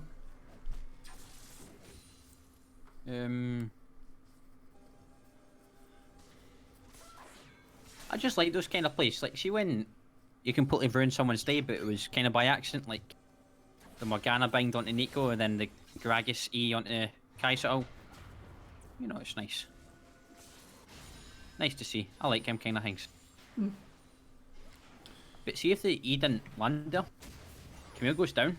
Kaisa gets out. Don't think it changes much. You know, it's something to take into consideration. Now as you see, plain old Baron dance. You know, Hecarim's been bot. Like, you see Hecarim bot, just do Baron. Please just do Baron. Please just do Baron. Please just do Baron. You have a Yasuo with 100% crit and a Sivir with 75% crit. Please just do Baron. You would think that a Baron is imminent.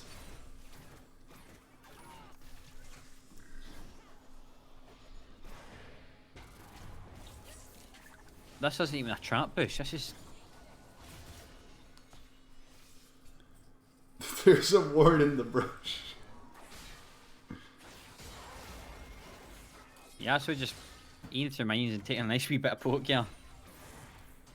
Cow. So Kai's just 50 mana for the upgrade on Mana Moon. Probably waiting for that for a fight. I mean, waiting for that for a fight is definitely just in the favor of need a name, but ELG just not being decisive, and they're giving up Baron control again. What's the next dragon? Actually, I'm gonna have a look. It's a mounted dragon. I mean, it has a lot of value, but is it worth? Yeah, definitely. Giving... You've got 3 auto attacks here. Siva, Yasuo, Camille. I mean, really good value, but do you just want to give up your Baron control time and time again, or is this a big brain play and they're taking the mid tower? And I didn't even see it coming. Oh, half the mid tower. Nico in the back, very nice ult right here onto 4 members of the enemy team, and that's everyone going down. Hekma over the wall onto Siva. She does have flash. Oh, that was so good. Now that's an actual good play. I'm gonna lie. That was so good. That was very well played by one team and a very, very large oversight by the other. Well, they're gonna be able to pick up the Mountain Dragon from the side of Camille here, but gonna be traded for Dragon in 4, or for Baron rather, in 4 kills. You know, I do like shit talking people, but you know, I give credit where credit's due, and that was very well played by Nico. Very nice utilization of the Gucci belt, which I so thoroughly flamed, and the flash there. Get his ulti off in 4 people. Aurelia on top of it. Finally finished that Triforce 26 minutes into the game. Big power spike through that fight. A lot of shutdowns going over. There was what she went Titanic for? No, there's no A about that. No.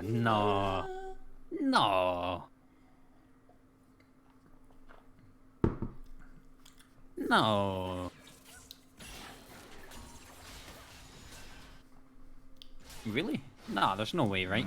No, not really. But you know, a big party shutdown went over during that fight. Someone got the 1,000 gold shutdown off of Sivir. Someone got a big shutdown off of Yasuo.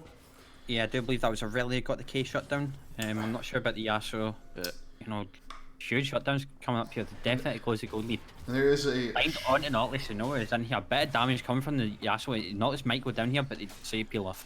This lovely gentleman on Gragas has allowed this Hecarim to just come back into the game completely in the jungle matchup. Equal XP now, equal on farm. And man's decided to pick up Shirelia's Reverie on Gragas. You know, like, maybe perhaps doing a wee bit of e-dating, being called king by his princess. He thinks, like, I need to get that crown, so I'm a real king. Other than that, I'm not really too sure on the pickup there. No, but wouldn't you get next round to make her the queen? Because you both get crowns. No, personally I've never e-dated, so I'm just going to trust you on this one, and you would buy nice What, you think I've e-dated before? Absolutely. Yeah, I'm not gonna lie to you, I've dipped my toes in here. Oh, comes out from it. Very nice cast by the Gragas, but it's not gonna do much. Goes into the zone, your Camille's coming from the TP. Pro belt from the Nico again, another nice ult on it. 4 members of the enemy team. Yasuo ults in, but I don't think it's gonna get much. Goes down. And Kai's just in the back, hitting. That's gonna be a quadra kill most likely. ELG, what have you done? ELG have completely ruined their own chances of winning the game. They have no one to blame for this one but themselves. They've thrown it. They've ruined it. They've done look XD Clown Fiesta big time, and that's a loss to decide to need a name. And that's how you see the 5th place clump shrink.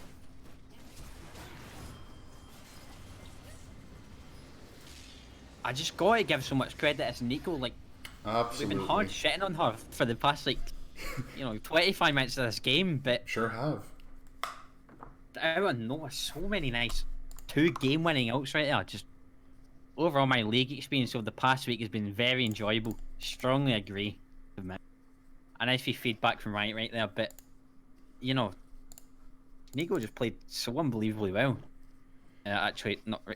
See if we just take the past 5 minutes, Nico played so well, but you know, other than that, that's the power of a champion like Nico, right? That has so much AoE potential in team fights that when you do get it right, it goes so well for you.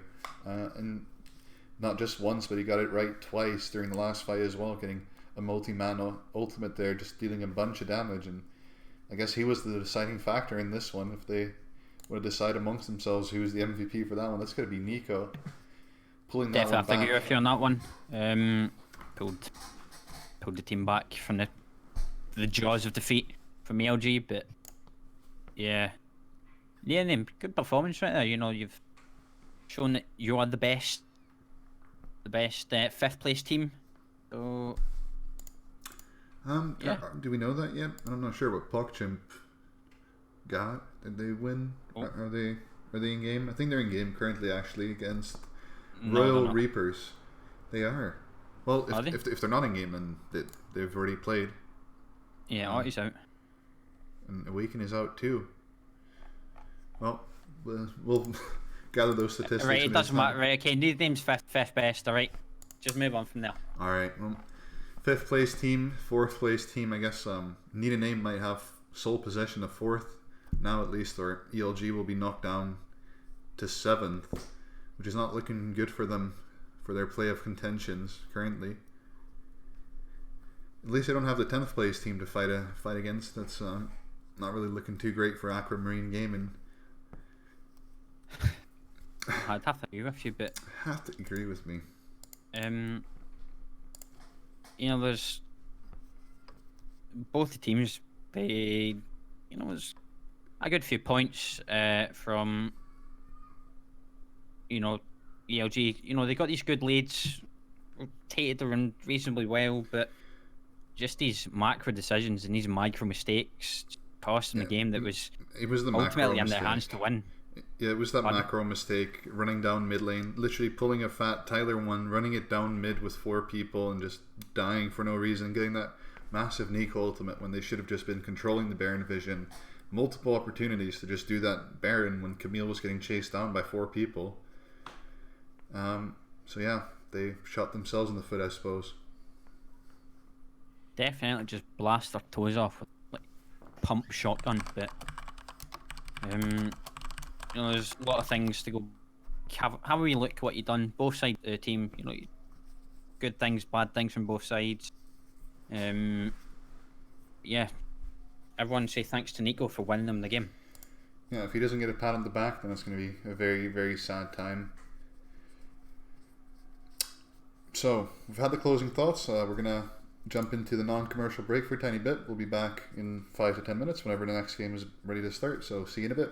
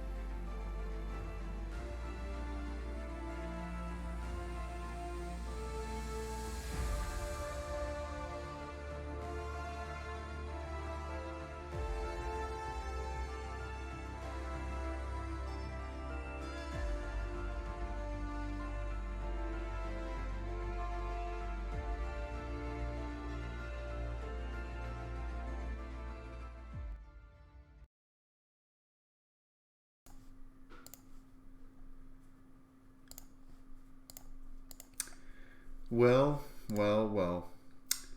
We're back. CBA against Fuzzy. I'm joined by Omena and Rido. You guys want to introduce yourself for the stream? Hey, I'm the inting mid laner for Royal Reapers. You saw me play in the first game and you do not want to see me play anymore. Okay. I respect it. Certified Corki player for sure. Maybe not certified Akali just yet.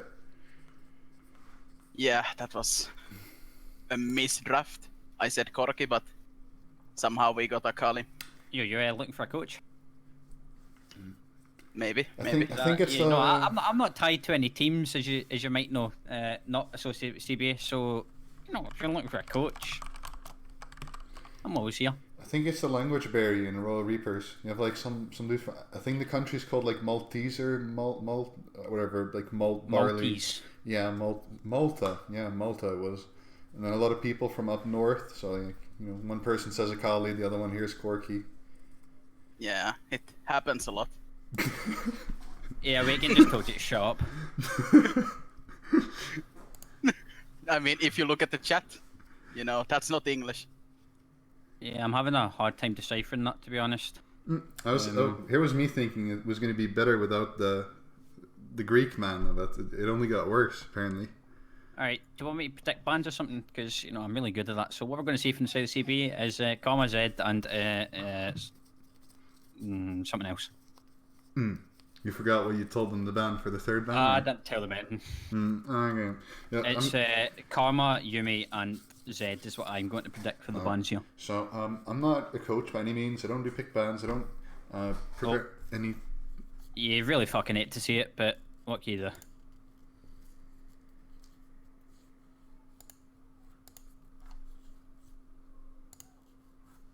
Client bug.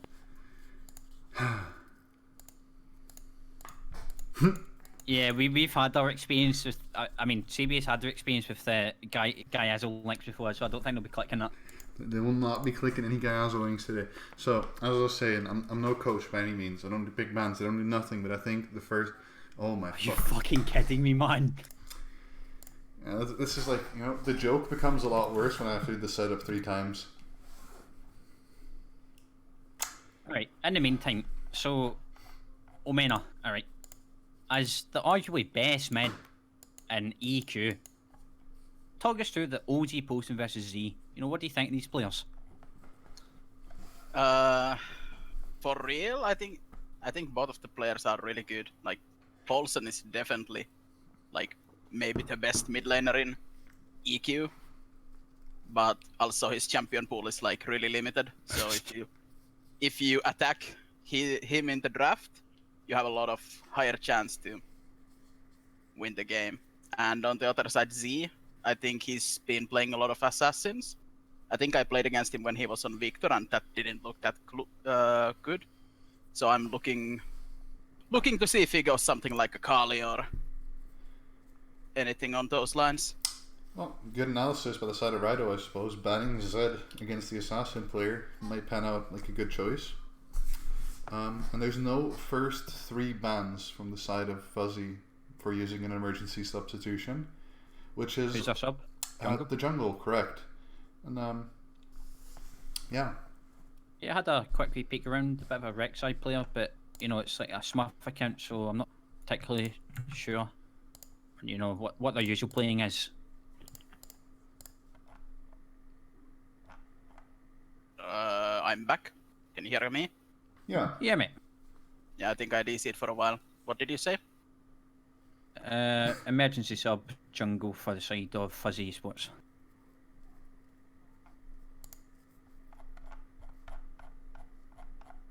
Oh, thing is just disconnected again.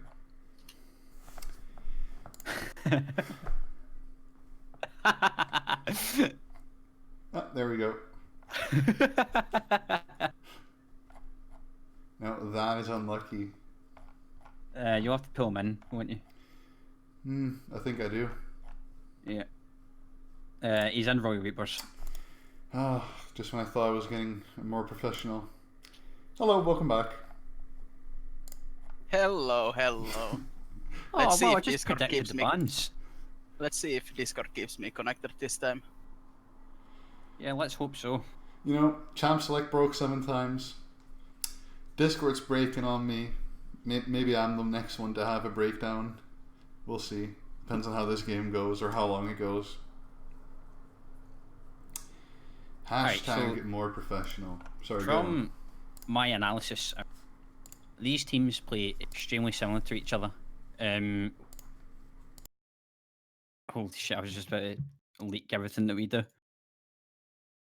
That was a close call, but like a quick rundown. They like to play through mid and then extend said mid lead into the bot lane by continuous, get good prio in the mid lane and then just continuous dives into the bot lane. There's like small differences, like CB aren't as aggressive, like with their leads into the bot lane, by like putting posts in there, but they still like ward to the team and things like that. Very fair. Well, picking up the Sejuani first, I definitely know who's instructed them on that one. The Sejuani enthusiast himself, all the way from Scotland. So is this going to be Zaya or Khan? What do you think? Alright, okay, so I've got a big smile on my face. I'm not gonna lie. And it's because Trundle's picked, but not because Trundle's picked. You know what I mean? It's because the side of Fuzzies decided to take Trundle. Which doesn't make sense because you don't actually know what I'm talking about. But the thing about Trundle is he's a useless champion. But he presses R. Yeah, that's it. He presses R on to Sejuani. And that's his function. He doesn't do anything early game. Sure, he has like a big pillar and he inserts into people, but it's like 15% slow. It does actually do anything. Playing Vayne as Vanguard, now that's new. Yeah, as we see, there's no bans here, so there's no option for the Vayne ban onto Vanguard. Or the Braum ban for Gyazo.nl. Yeah, he's a big Braum enthusiast. I think perhaps it's even Dean being the enthusiast of the Braum, just saying, lock it in. But with Trundle, you're not going to be putting lanes far ahead because how, as I've said, useless the champion is. The champion only becomes useful when he presses R on Sejuani. And the only timing you need to get down is when she has her passive and she has Aftershock. And that's like, oh, now's my time to press R. And I've used my function as a champion. Alright, well, let's see if he can actually do that properly. And he does become a very useful champion when he shreds that armor on Sejuani to literally nothing. Yeah, also the build path on Trundle, you go with the support item that lets your ADC burn through enemies, so it's more of a supportive pick than something to carry on. Yeah, definitely. Gets a bit weird with like Rakan because he likes to go the same items, but usually you just pick up Zeke's quickly, tell your Rakan to go Knight's Vow, and then you just go from there, really. Well, here's a thought. Maybe they're going to go for some AD mid laner that can heavily profit off of the Zeke's as well, and Rakan puts it on Zaya. Yeah, possibly. With Zed being banned, there's only a few options, maybe like Aurelia. Aurelia, TF, Yasuo. ADTF, Yasuo. Talon, I guess, but Kiana, actually. Now, I'm not sure how much he's going to profit from Zeke's, but I do know. Oh, switches Victor. How do you feel about this, Owena? I don't like it, unless it's a flex to top lane. That's how I see it. That's how I see it working. Yeah. Now, of course, CBA can pick like 2 good matchups into it, and they can shaft either their top lane or mid lane, but then they get like 1 good matchup on the map. And if these guys like to play through mid lane, you can get a counter pick for mid that way. But as we see Ryze getting picked up on CBA, that's a really stable champion even after the mini rework he went through. A lot of playmaking for them. Well. Yeah, I think this patch he got a small buff. But of course the root on your W really hurts, that you cannot immediately just flash root someone. But Well, it's one of OG Paulson's 4 champions he's managed to get his hands on. Like, come on. Leave him alone, man. I'm actually kind of surprised he didn't pick up Cassio since he got buffed this patch. I actually really like that Kiana pick. Like, as I said, Victor to the top lane. They blind pick Renekton for some reason. Can you tell me something about this, Raido? I have no affiliation with CBA, so I can't really help you there. Yeah, because at the moment they have to blind Victor Renekton. They just put Victor in top lane and boom, suddenly they have 2 winning matchups on paper. But of course, that's on paper. We have against them CBA, the best team in EQ right now. You know, there's still... We see the 3 TPs coming from CBA. You know, you're expecting the heavily poked by the Rakan, Zaya. Not poked, but like full on engaged. Kiana taking the TP compared to the game. I'm not particularly sure what Kiana usually take. Well, I'd like 0 seconds to summers usually change. It's client thing. You'll see it right now. It's going to tick. Yeah, okay, has Ignite. Still standing 3 TPs, then Ignite and on Kiana. But a lot of this comes down to how much the bot lane of Fuzzy can put behind Dean on this vein, and what an Unsweed on Sejuani can do to influence these lanes. Well, I gotta say, Renekton and Sejuani topside can definitely put down a lot of hurt on the Victor. Going to be interesting to see if they actually choose to opt into these lane assignments. I mean, you're not stuck to this. It's no rule. You can just put the Ryze into the top lane against Victor and put Renekton against Kiana if that's your preferred matchup. And not really having played against a lot of Kiana, I'm not sure how these matchups really go. I just know she presses a lot of buttons and then you're suddenly dead. Do you have any experience with Ryze against Kiana? No, having no shield on Ryze might be a bit of a hurt. Yeah, early on you should be able to poke down Kiana, but E range on Kiana, which is the gap closer, is actually quite a bit. And if you go into the river with your W and take the route, and you can actually combo your EQ, so the Q is like a guaranteed hit, kind of like Yasuo EQ. So you can just dash from really far onto the Ryze and CC him. And if you have a Trundle coming up, there's no escape on Ryze. Also, I think the Kiana Trundle, if they have played this before, they can also combo their like Kiana ultimate into the Trundle pillar. If Yeah, I was that's going to something ask you that, want to do. Trundle E counts as like terrain for his Kiana ult. Yeah. It's a small area, but if you place the pillar behind someone, and you can just push them into that one and get the ult off. Yeah, like the explosion relies on like it traveling around the wall first, I think. So, Yeah. like with the small radius of the pillar, you know, it's basically an instantly knock up stun. Sure, I do like. I never really thought of that, but it does seem, you know, good. Like combination.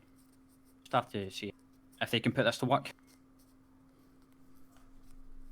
Yeah, I'm really looking forward to this Fuzzy Esports comp. They have a lot of early game tools, even with the Trundle, even though you say it's a useless champion, but the pillar can do a lot of work against something like Ryze or Vayne. And also Xayah Rakan is a really good combo, even though they have Braum into it, but Vayne isn't known as the best Xayah Rakan counter.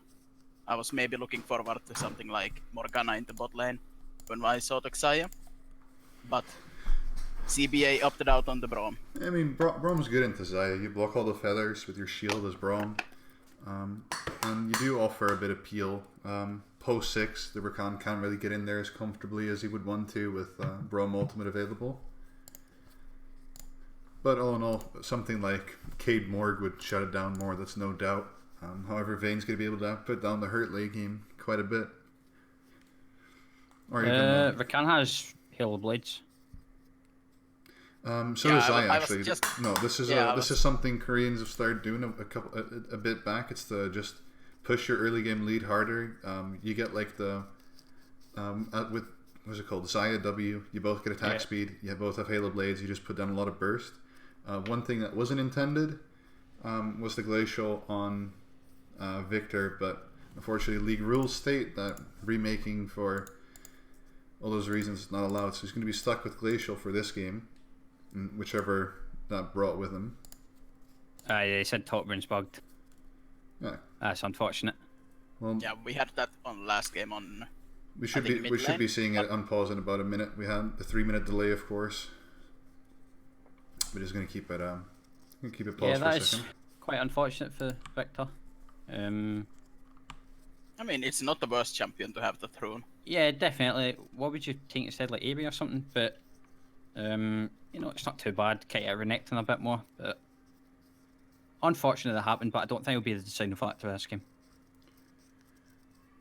Yeah, I was actually going to start talking about it, like how it actually might be good with Q max in top lane when you're in the melee matchup, and then when you buy the first hex core upgrade, you just take your Q, so you get a really big movement speed burst, and then you slow the enemy on the out attack as well. Kind of like with Iceborne Gauntlet. Yeah, I really wonder what Renekton is going to be doing in this matchup. Can actually get combos off, or just sit what I use Crocodile. I think we're gonna see some hard clicking in top lane, and the clicking will be done with from Victor's side. But I am ready to be surprised. Oh yeah, just another pause. No worries. Jungle DC. Alright, so I said Trundle's useless, but it's not exactly true. He's really good at these duels, but you don't decide to duel Trundle. And he's just like straight fights. He's got press attack, which I think you can go that these days. You've got the auto attack reset, get off of quickly. With the attack like steel, you can do things even now. It's just if people don't want to fight you, don't have a say in that. I suppose you really are a bit of a meatball running around, just trying to throw that pillar down where it's going to cause the most disruption. Yeah. And just an interesting approach from the bottom lane to go double Hail Blades on the Zyricon. I mean, it's no bug, it's nothing new necessarily. I've seen it being done in LCK, but it's really just hardcore banking on the early game. Alright, so every time CBA's played versus Fuzzy, CBA's always invaded and lost about 3 members at level 1. I've been on the receiving end of this, and it's really fucking annoying, but hopefully the coach has told them many times not to invade, and they actually take the advice. And it looks like they have. Smashing. Smashing indeed. Well then, no real shockers in the starting items. Pretty normal starts all around the board. We've spoken about the keystones and eventual summoner spells. Just waiting to get on to the action, I suppose, here.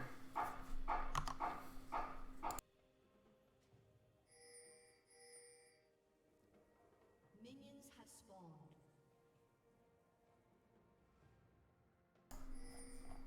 Lads. Hello. Boys, lads. Yeah, I'm just thinking. Early ward and bot side jungle. No, sorry, bot lane. Renekton gets a ward onto Raptors. You're not going to see Trundle do them until he gets Tiamat. Probably see him path down towards the bot lane though, because he doesn't like doing top camps. He might go for Krug. Yeah, it looks like he has planted the Krugs, but it's really slow because he only has chomps. Yeah, mid lane matchup will be very, very boring till about level 3, maybe when you can set up something for the Trundle, or on the other hand to the Sejuani side. So our best bet right now is action in the bot lane, or maybe even in the top lane.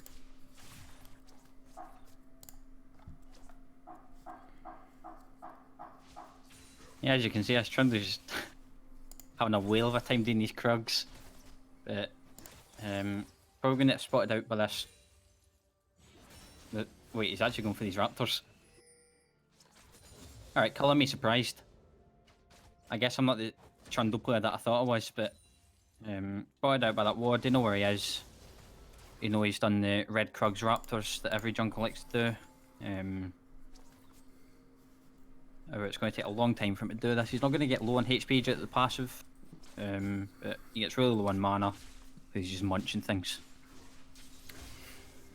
Might Yeah, see let's- some top Let's see lane if soon. Sejuani does anything with this since they spotted already the Trundle doing the Raptors, so as we can see he's going Is top he lane not? behind the Renekton needs to get level 3 He here. is on the blue side. He's not got level 3 right now. Sejuani comes in with the Q. The stun lands as well. Both stuns connected. He won't have time to flash away. Just give this over to Renekton. Just Oh, a very man. good play. Like, just He could have Transparent. easily lived there if he just like flashes backwards over the Sejuani Q, lives, doesn't give Yeah. Renekton the early lead. Now things are looking pretty damn bad for him. And a lot of hurt being put down with the Hail Blades huge here. trade on the bot lane. Knight comes down. The heal has to come popped as well. One is him for one, but that's a huge trade on the Braum. We'll have to go back now. It's a huge world of hurt playing against this Halo Blades duo, because up until whenever you really start getting the item difference rather than just pure Halo Blades difference is when you're just gonna keep losing. Having personally played against it, it's not really fun. You'd be surprised about how much damage Rakan can do with Halo Blades autos. And Zaya might actually be dead to the condemn into the wall, which is taking out. She flashed away, heals as well. Vayne flashed away. Doesn't have the heal member. She dies to minions. That's so unfortunate. smart flash from Zaya, flashing to the side rather than over the wall, which would be more instinctive for a lot of players. Just a bit of damage coming down here. Sejuani's here as well. Remember, the Victor still has his flash. He's stacking the Sejuani passive for her. Sejuani's just blocking his escape from over here. Comes in. He doesn't have the W right now. The stacks have lost off. Flash from Renekton onto Victor, and Victor goes down. Sejuani picks up the kill. Flash forward from Braum right onto the hits Rakan. Vayne falls forward. She stops him out of the W, but I don't think it's going to be a return kill here. That's not the Braum play I want to see, perhaps. No, definitely isn't. You know, you got I think sums down there. that's perhaps just a bit of frustration. Vayne got thinking he would get that kill on the Zaya once he hit the condemn onto the wall, and unfortunately dying for it, thinking he could just cheekily TP back to lane and get his return kill. But unfortunately, no such luck. Yeah, they get. You know, you could think of it a bit better. Like, you know, the Zaya used all the sums down there for that. Vayne, Braum still had this flash, and he might be able to do something there, but he's wasted his flash on the Rakan. You're not going to be catching a Rakan at these levels. No, if it was a hit on the Zaya, then perhaps a bit more luck. The concussive blows passive being stacked, but I'm just curious as to what's going to be happening in the mid lane. I mean, we expected a bit of bullying onto the Kiana, but staying like even in CS so far doesn't really signal that he's having too hard of a time. Just Both massive back, yeah. CS deficit for the Sejuani, as well as XP deficit, but just banking on getting himself and Renekton that gold. Renekton looking like he's going to rush Spear of Sojin, which personally I'm a fan of, just constantly putting the hurt down with all the spells being taken off cooldown by Spear. But a pretty nasty deficit for the Sejuani in this game. Yeah, you know, you got that kill. About similar on items. We went for the other jungle items, the boots. Both had Bami Cinder, but you know, like good level and a half down here because got Renekton ahead. You know, put Victor really behind. Doesn't really enjoy being behind too much. Doesn't have much catch up mechanics. But W onto Vayne right now. Pillar right on. Very nice pillar right there, blocking her from both ends. She just can't get the snare though from the Zaya feathers, and that's another kill in the bot lane. Keep in mind, however, these kills aren't going on to Zaya. You know, you just give Trundle a kill, she's not going to do anything with that. And Rakan got the one for the dive. Good stuff like killing Vayne twice, but you aren't getting it onto your key carry. CBA is also not getting the farm onto their key carry, perhaps. Neither are they getting the experience, so there is some value in the play. Yeah, no, definitely. You know, it's efficient. Flash from Sejuani because W does come down from Rakan. It might actually be a few misses because of that. Very nice ult from Kiana, peeling away for the rest of the team, but that's quite a long cooldown, I believe. That's only 100 seconds, broken champion. True display of balance right there. It was actually quite a bit of damage just from throwing that out there for the CC. Yeah. Yeah, it's actually pretty insane. Like the base damage is already good, but then it does 10% of the target's max HP on it. What the fuck is that? And I do believe it has like 175% AD scaling. Yeah, I think it's 1.7. Yeah. Yeah, it's sitting at 161 plus 10% right now. Fucking ridiculous. Yeah, so when you take it with Silas, like if you have a lot of AP, that's gonna hurt. Well, you don't even have to take it as Silas. You can just be Kiana, and it's gonna hurt. Perhaps a little bit of a trade coming in. This is the trade you're talking about though earlier. Nice route onto Kiana right now. Flashed away. Rise flashes forward as well. It's going to be a good kill in the mid lane. Well, that's perhaps what they needed. Gold lead is about 700 in favor of CBA right now.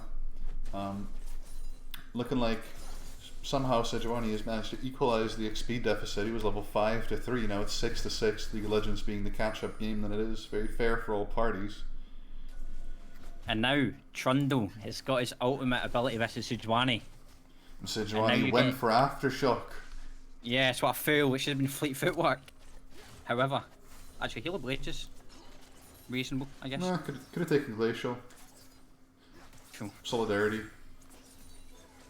But I'm not even too sure if it's like Renekton just sitting with his R here in the bush. I think that's for the Fury. A lot of damage coming out the Victor, flashed away. Renekton follows, but it's not going to be a finished kill. Brahma misses onto Zaya right now. It's a waste for cooldown.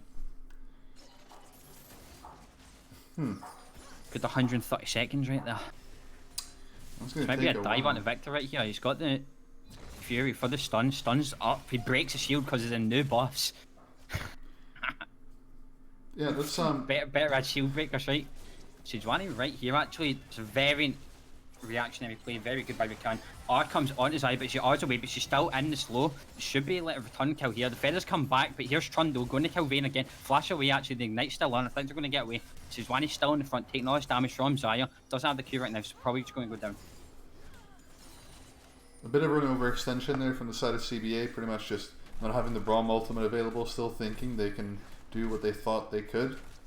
Perhaps not anticipating the Trundle to be on that side of the map. Expecting a cool little 3v2 double kill, but not so lucky today, I guess.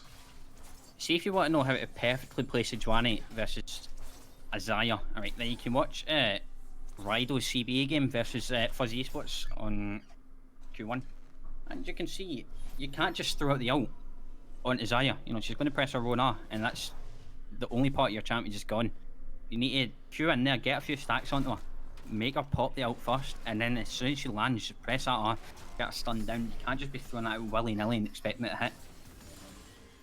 You know, perhaps CBA should be utilizing that man you were just talking about a little bit more. Yeah, I would have to agree with you, to be honest, but here we are.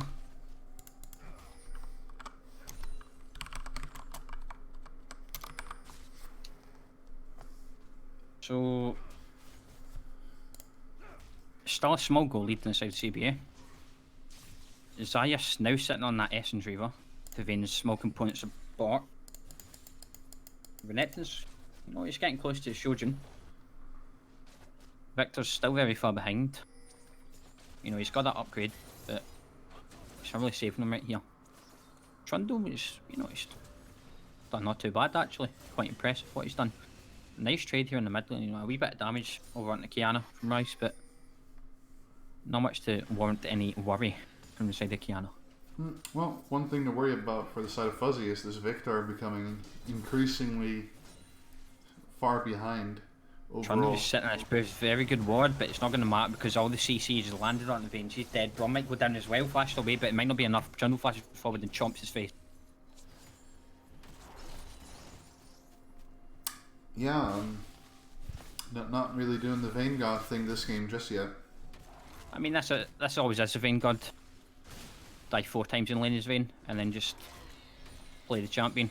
If you win a game without being 15k gold behind before, is it really worth it to even win? Are you really CBA at that point? Are you really even like trying to win? Yeah. Maybe seeing, yeah, we will be seeing this is one out coming down. Kiana can't get close to the R, so that might just be a good few platings in the mid lane. Well, I hope Sejuani is going to donate all that gold to Rise because he really doesn't need it for himself. Does look like all this gold will be going into the pocket of Rise. 320 gold right there, Trundle on the side, but I don't think much will come from it. And that's all the Rift Heralds wrote as many members rotate down here. And, Bit of a trade on Rakan here, but nothing much. no sweeping lens on the side of Sejuani just yet, not being able to control that vision as much as he would maybe want to. There's quite a lot of wards from the side of Fuzzy around the shallow river part that he would want to clear out. For example, bot side and mid, there's a couple wards. Meanwhile, the Vision squad of Fuzzy is going around. The Vision Goon squad. Yeah, Fuzzy are really good at playing as a team and getting this vision down. An enemy jungle clearing like their own enemy vision. Playing is a very good coordinate team. I mean, as we see, take bot tower, go top. We'll just check in the book. Yeah, interesting choice from CBA to not send both of the bot laners in top lane, but leave the Renekton to defend. Yeah, I was going to say that. Maybe they're looking to fight 3v3 with the Fed Renekton right now. And that's Zaya exactly pop what out they're and gonna do. he just stacks on him. That Sejuani or does land. That's a shutdown. We can flash it away, but still get stunned up. Thunder won't be able to do much. Flash forward from Renekton. He ease as well. Does have W up. Don't know if he's going to get in range because of the extra movement speed. That's what I'm talking about. You have to force. Oh my god, that was awful. That was fucking awful. That was fucking awful. Oh god. No, I was just about to start talking about all the positives here about that play and about what happened in the bot lane for Vayne. Side, Trundle's just going to go down here a bit. Sure. Another miss. So many misses from the side of CBA. Oh god, I'm embarrassed to be part of this team. No, you're not. You're not affiliated. Yeah, I'm not feeling with CBA. So, yeah, I was going to talk about all these positive things. Vayne getting some XP, free farm in the bottom lane, Victor not being able to contest, they killed the Zaya, good shutdown, blah, blah, blah, blah. And this Sejuani just pretty much pulling off a big road rage, flash Just queuing fucked through it them. up, basically. Just fucked it up. And unfortunately not being able to get the last kill in the top lane either. Oh man. Yeah, a good shot down there. Could have went onto your pox at Rise, even Sejuani, but they just can't hit their spells, I guess. It is very difficult to land your Renekton W. I have to give him that. But I mean, we saw him there during that fight. I mean, he's got Spirit Sojin, he pops his ultimate, he gets multiple stuns off in quick succession, and there's just nothing this Zaya can do. I mean, Renekton empowered W just dealing like 400 damage, like 130 your health, the rest comes in. Sejuani actually landing a really good ulti this time, helping the fight take a good turn for them. Yeah, as I said, you have to force his eye out first. Good Q originally by Alex on Zaya. Got them stacks on. Renekton goes in. You have to quickly get into your ulti, then die in the stun lock, and Sejuani out. Just seals the deal. Alright, so we've got Nightser on Trundle, and we've got an upcoming Zeeks on Rakan. So they are splitting the support duties. In the mid lane, though, the R has landed onto Kiana, and Kiana goes down. This whole time, though, Vayne's just been like free farming. She's going to like open up to Victor here, flashes forward. Stopwatch comes out from Victor, might have the third bolt, goes down. Unfortunate Right, on the Vayne that's a goal. 0 for 3 for a 0 for 3, so they both got the same amount of gold and they both say the same things. I mean, Yeah, I mean, getting it's- about 200 gold on your Vayne, I'd rather have that than whatever. I'd rather just not speak about it, to be honest, but... in the end of that, the wave is in a nice position for Vayne to go and pick up after. Also, stopwatch used on the side of Victor, that's a one-time thing, whereas Bork on the Vayne is going to be up in about Might 40 be a seconds. dive in the top side. TP has to come out early to like stop this attempt from the side of CBA. The Rakan does come out, dives forward, but it's only onto Brom. Everyone else is piling in. Renekton's in the middle, he's not dead yet. It appears Vayne is TP'd behind at the Vayne flank. Zaya flash shot in, kills the Renekton. That's a shutdown right there. No one else has the damage to kill this Zaya. Renekton doesn't get out, unfortunately, with the Riser.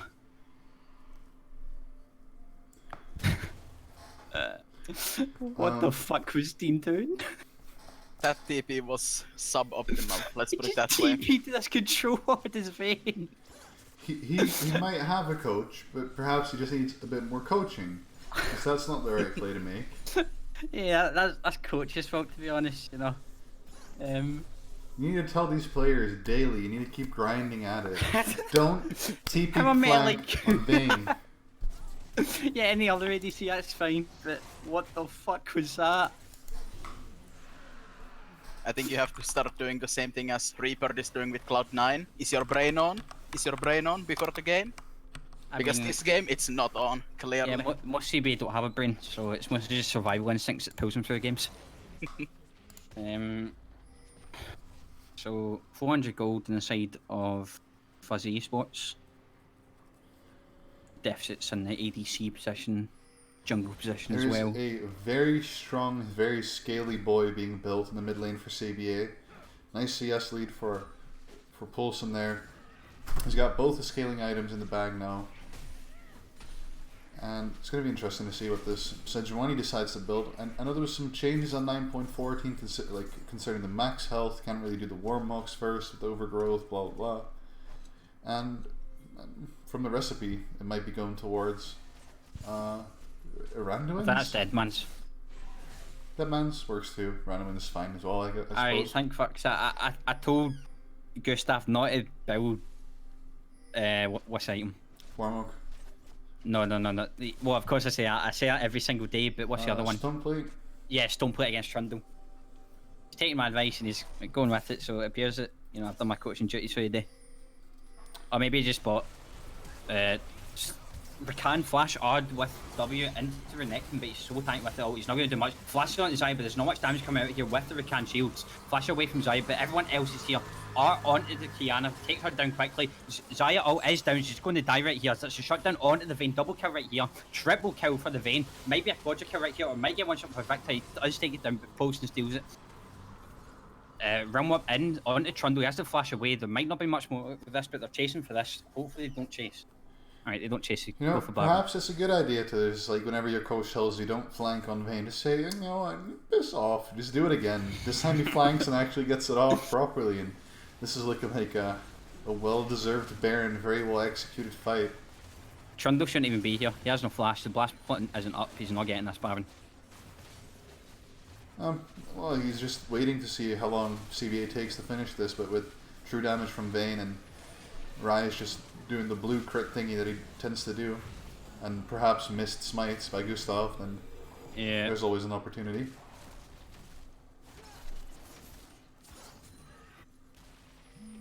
Yeah, I feel like... Renekton just sitting in his bush for Kiana, but there's not much more that's going to come out of that. Go on then, Amena. Where's the analysis? Yeah, when you go, Amena. Fuzzy had the lead in there, but they were forcing way too hard on that fight. And now suddenly they're nearly 3k down, the enemy team has Baron, and they can start sieging you or going 1-3-1. And you cannot do anything about it. It just hurts to see. Yeah, I don't understand the motives of having your can flash out W on a Renekton. You know, you're not going to be killing it. He's got the Mercury treads. You know, he's got a good bit of health with Cleaver, the Shojin. They are as well, so they're really not going to just be one-shotting this guy and being out quickly. It's like 1400 health with the R combined, just extra to burn through. And this is the part where the Halo Blades bot lane combo for the side of Fuzzy sort of starts to lose its potency. Yeah, it's gone.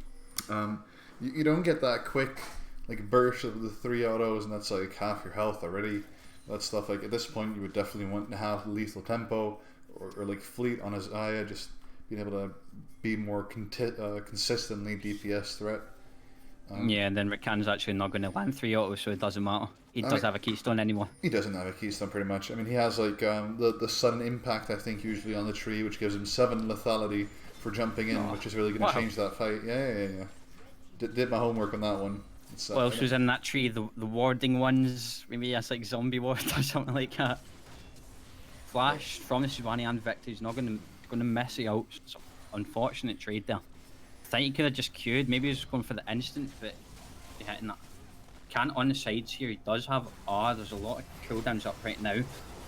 Rakan does go in, he's on Renekton again, but they're going to take him. Actually, Bromfield blocks the autos. Zaya goes very aggressive with the R. Brom goes down, Vayne will be next to follow. That is good kills. Yeah, on the other side of the just map, look Ryze is diving. But like, this is another case of like not being coordinated enough when doing a siege. Like, you have the Baron, you have a winning side lane. Why are you forcing plays on the other side of the map where enemy team is? There is a possibility for like a losing team fight.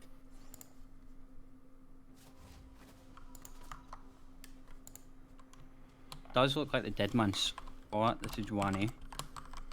Kindle gem for Warmog's later, most likely.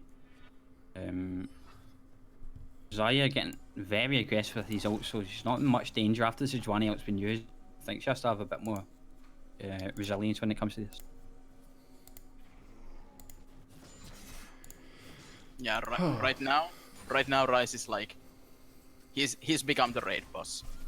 He has 3 items. He's built armor against Kiana. Like, there is no way he's going down against 1v1 in the Kiana matchup right now. So if I was CBA right now, Ryze on the side lane and no one can stop him. Put other guys on the mid lane, 4 guys in mid lane pressuring. If anyone starts missing, yell to the Ryze, someone is coming, and you can take the mid lane for free. So let's see how they are going to execute this siege. Does look like they are doing what you say, but I guess I'm just waiting for Ryze to push out a bit more to apply a bit of extra pressure. Renekton on top to clear that top wave.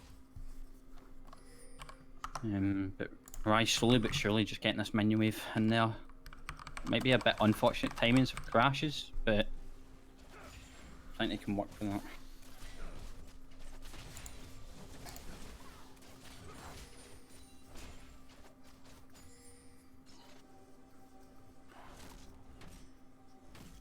Yeah, right now the lanes are pushed, but CBA is falling off. They're going for the farm, so this is going to be another long game. I think the next action we'll get is going to be either Fuzzy going on a side lane on someone, or the next Baron. Yeah. Yeah, we can see. We can wait for the next Baron here, and I mean, this Trundle's really banking on just being... comes out another flash art onto Renekton. He might go down right here. A lot of damage coming out, but Broken Champion kills him. This Trundle's That's definitely committed so much used for nothing. There's no objectives to take here. You just flashed art, ignited again as Rakan onto this Renekton. He didn't get shut down. Baron's up in a minute. It just seems like a waste to me. It's gonna... I mean, you can use the missing member on the map to get vision on the Baron area, stuff like that. Does it seem like they're doing that though? Yeah, that's the problem. You know, never mind. There's Warmog's first time. If he doesn't have 3k HP, I'm leaving CBA. He does. He has 3.1. Oh, I was literally just checking on stream. Alright. I went over to him. I'm like, if he doesn't have 3k, I'm going to be in a duo cast right now because Rido's going to rage quit.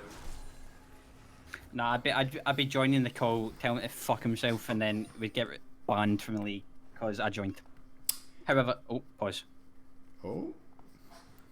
Alright, so I have to speak about this trend a little bit. He's a bit of a hater, man. He's got Thornmill, really not wanting this Renekton or this Vayne to do anything to him. He's not playing with him very nice. Got the Knight's Vow down on presumably the Zaya to just make sure she doesn't really go down all that quickly. I think he forgets one key factor in this. He's going against Vayne. yeah. No matter how much armor you build, you cannot stack anything against true damage. He's a hater, man, regardless. Nah, I just feel so shit having to play a champion at Vayne because I went to have to find when I was a Trundle enthusiast, I'd play against Noah a lot, and the only champion he plays is that. So you just get to a point when you're like, oh, look at me with all my resistance, I just sucked off your Sejuani, but it doesn't matter playing Vayne. So, sure, like, oh, wow, I'm stealing all this stuff from Sejuani. Any other ADC, I'd be like a monster raid boss, but no, you're playing Vayne. Thanks for killing me quicker. So both solo laners TP. Who do you send to the side lane for this Baron? I think Victor has to go on the side lane. I think if you are Fuzzy right now, you have to look for assassination on this Kiana pick. He hasn't done pretty much anything this game because he's been just getting digged by the Rise. But right now is the chance to like go and look for a flank or look for a one shot in a bush or something like that. Do you put the Rise in a side lane, even though Renekton has TP? I think you do. It looks like they're both going for bot lane, actually. Yeah, that looks not correct. Unless he just starts machine gunning this route. Yeah, he's just not taking damage. Alright, now someone has to come back here and stop this because Renekton's here as well. Yeah, thank you Riot for this rework. All CBA has to do right now is not get Rakan RW'd and like make everything go to shit. It's bound to happen. It's bound to happen. Renekton's just AFK Wolf Bush. Top bot tower goes down. Zaya's going back now. I don't think it's the worst place to sit for that Renekton. Renekton's just waiting for someone to like peek their nose into that brush and just pick him off while they go for the rotation towards the Rise. Kiana's actually going there right now. Kiana, she's going to do absolutely nothing though. What's this champion going to do? Flash on the Trundle. He's going to try and flash away. Trundle flashes away. The can ult does hit two people, but he's stunned against the wall by Vayne. Vayne goes onto Trundle instead of Zaya. He's just getting melted right here. Flashes away like a clown. Feathers come out. A fail flash as well by Zaya. It's just going horribly for both sides of the teams. Zwani like stun comes out as well, but there's not much more damage coming out here. Rise is still over here 2v1. He's not going to get much more than this. I think Rise is gonna die here. Oh, Rise might or die. not. You know, Nope, he made Victor flash actually. Well. You made Victor flash. The portion around here waiting for Trundle to go back, but he cancels it back right there. I'm not going to get the Zaya right now. The stuns does land. He might have to engage because this is a TP right now. Double TP coming out. That is Rise. He dabs and he flashes onto Zaya. She's going to die to the root. Trundle goes down as well. Victor on the wrong side of this. He really wants out here. Watch Rise teleport. I've ever seen in my Victor life. no flash. He's dead. Victor no flash. He is dead. That's Vayne the end of TP him. comes in as well so they can take Baron. Vayne TPing, not flanking this time. Thank God. Onto the Baron. And this There is is no smite versus Blaney though, so there might be like some miracle like Rakan Q. I don't know. No, Rakan. Renekton goes over. There'll be no steal here. very nicely recognizing that threat, just getting everyone away from the pick because there was no smite available. Oblivion Orb picked up for the side of Rise along with a Rabadon stat cap. This man is in no fear for anyone. Doesn't even need a Zhonya. It's just going to keep smacking spells at everyone and dealing just unfair damage. Now, yeah, there is no need for the Zhonya when you have Righteous Glory already. That item gives way too much armor, also with the Ninja Tabais. Absolutely. It's of course just a nice utility item, but in this game not necessary. You can just build more Magic Pen, build more AP, bit of health to help out with that. Now, it's going to be key for this Zaya to really be the one who carries the team. Victor almost has, well, technically a second item. He does up the Hex Core upgraded, but looking like his first item. And now there's two QSSs on the side of Fuzzy. They have it on Zaya, they have it on Rakan, just to get rid of this constant stun bot of Renekton. But without Flash on the Zaya, if there's like a Renekton and Sejuani just constantly like getting all those stuns down, it's going to be difficult for him to get anything done. Is Victor going Water Pistol? Yeah, looks like He went Water Pistol, he's got the hose. Yeah. He's got his Glacial Augment, he's building towards it, he's got the hose. Yep, gotta make do with what you have. Respect it. Use resources that you have available to yourself.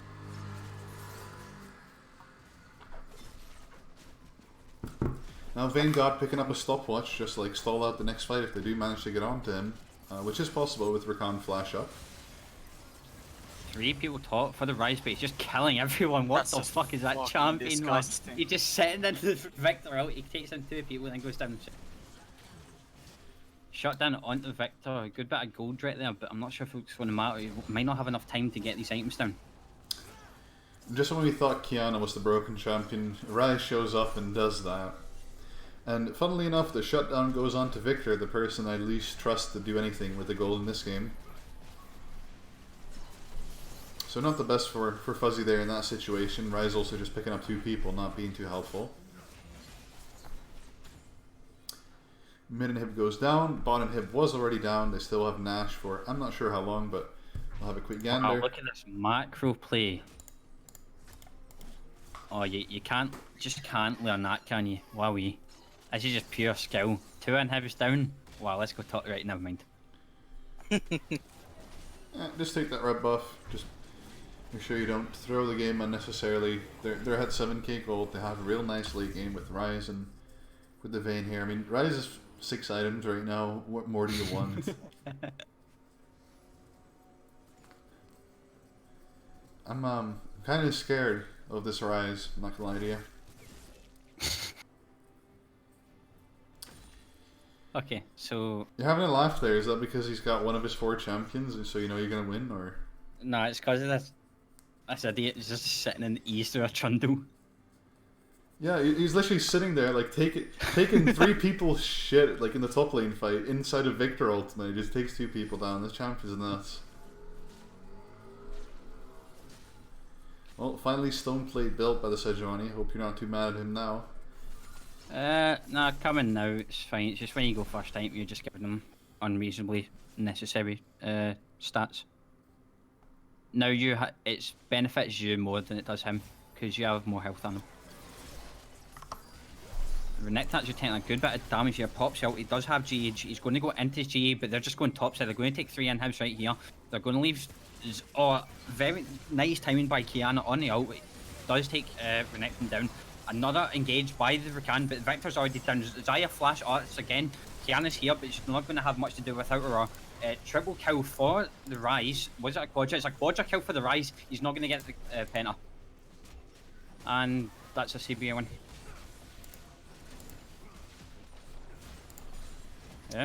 Can't say I wasn't expecting this, but after seeing the comps, I was really not expecting this. What were you expecting then?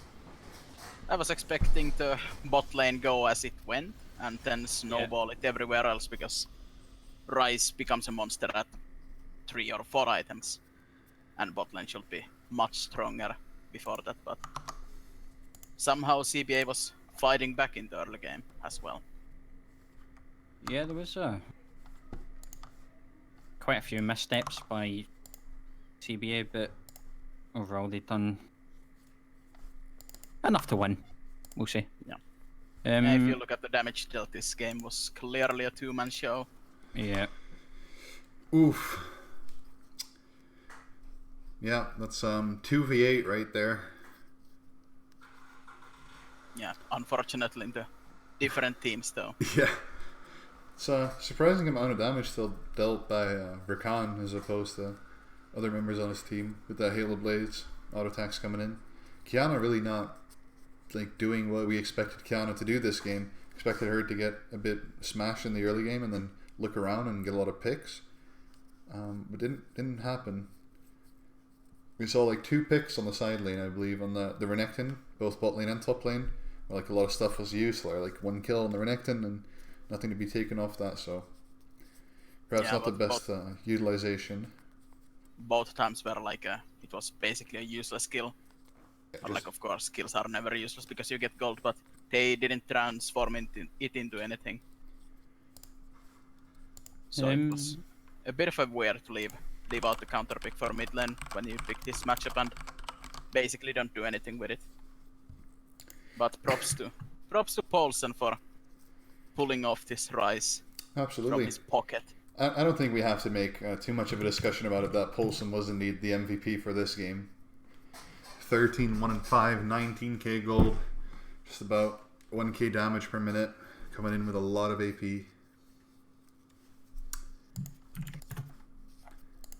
Yeah, I'd say so as well. I think the stats are speaking for themselves. Absolutely. Well, new addition to the stream is we're going to do a kind of short post-game interview with the MVP. We're going to get Paulsen in here, and if you guys have any questions, feel free to go ahead. But I have a few of my own, so let's go and get him in here. Oh, what's going on, Paulsen, mate? Hello? Hello, Pulpega. Oh, she Pulpega, mate. Yo, can I link my stream? No, shut your mouth, okay? You know, at the end of the interview, if you've been nice, I might consider it. No, don't do it. Oh, I like that. Alright, so Don't do it. after playing that game and perhaps seeing your bot lane go in the wrong direction, what was your thoughts during like the earlier part of the game where you had like a pretty massive lead think. Oh no, like when I saw me and Julio just being giga fed, we kind of knew that like if they don't shut us down, we're just gonna run over the game.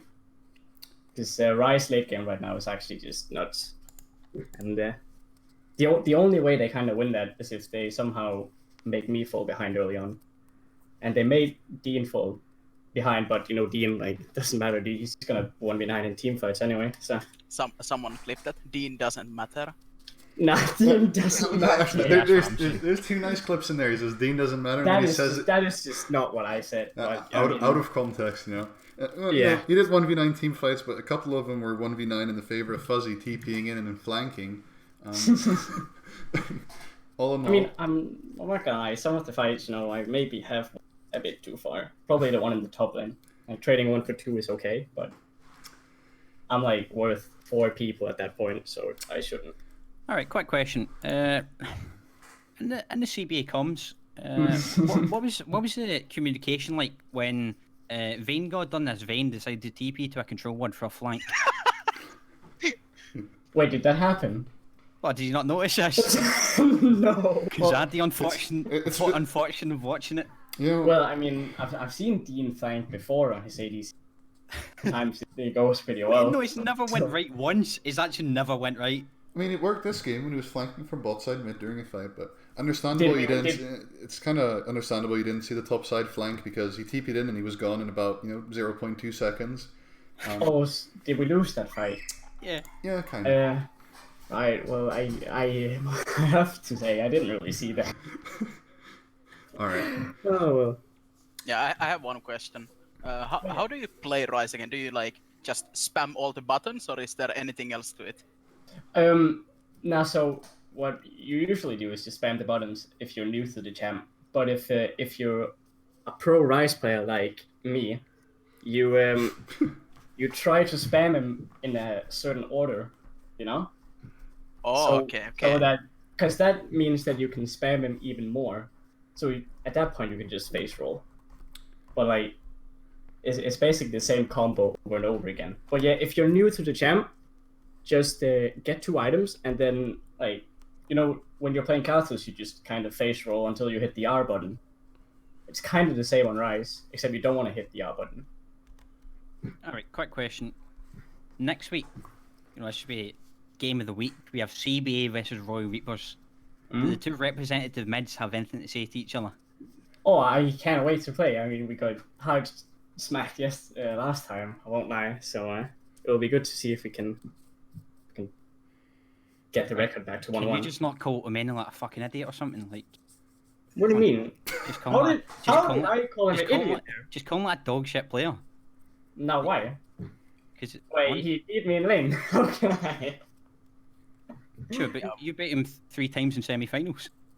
Yeah, but that's because I only play well in semi-finals. All right, Omena, can you at least like trash talk posing because you're better? Yeah, flame me. He's only good on 4 champions. Oh, okay. All right, now that we've stated the facts, let's wrap up the interview.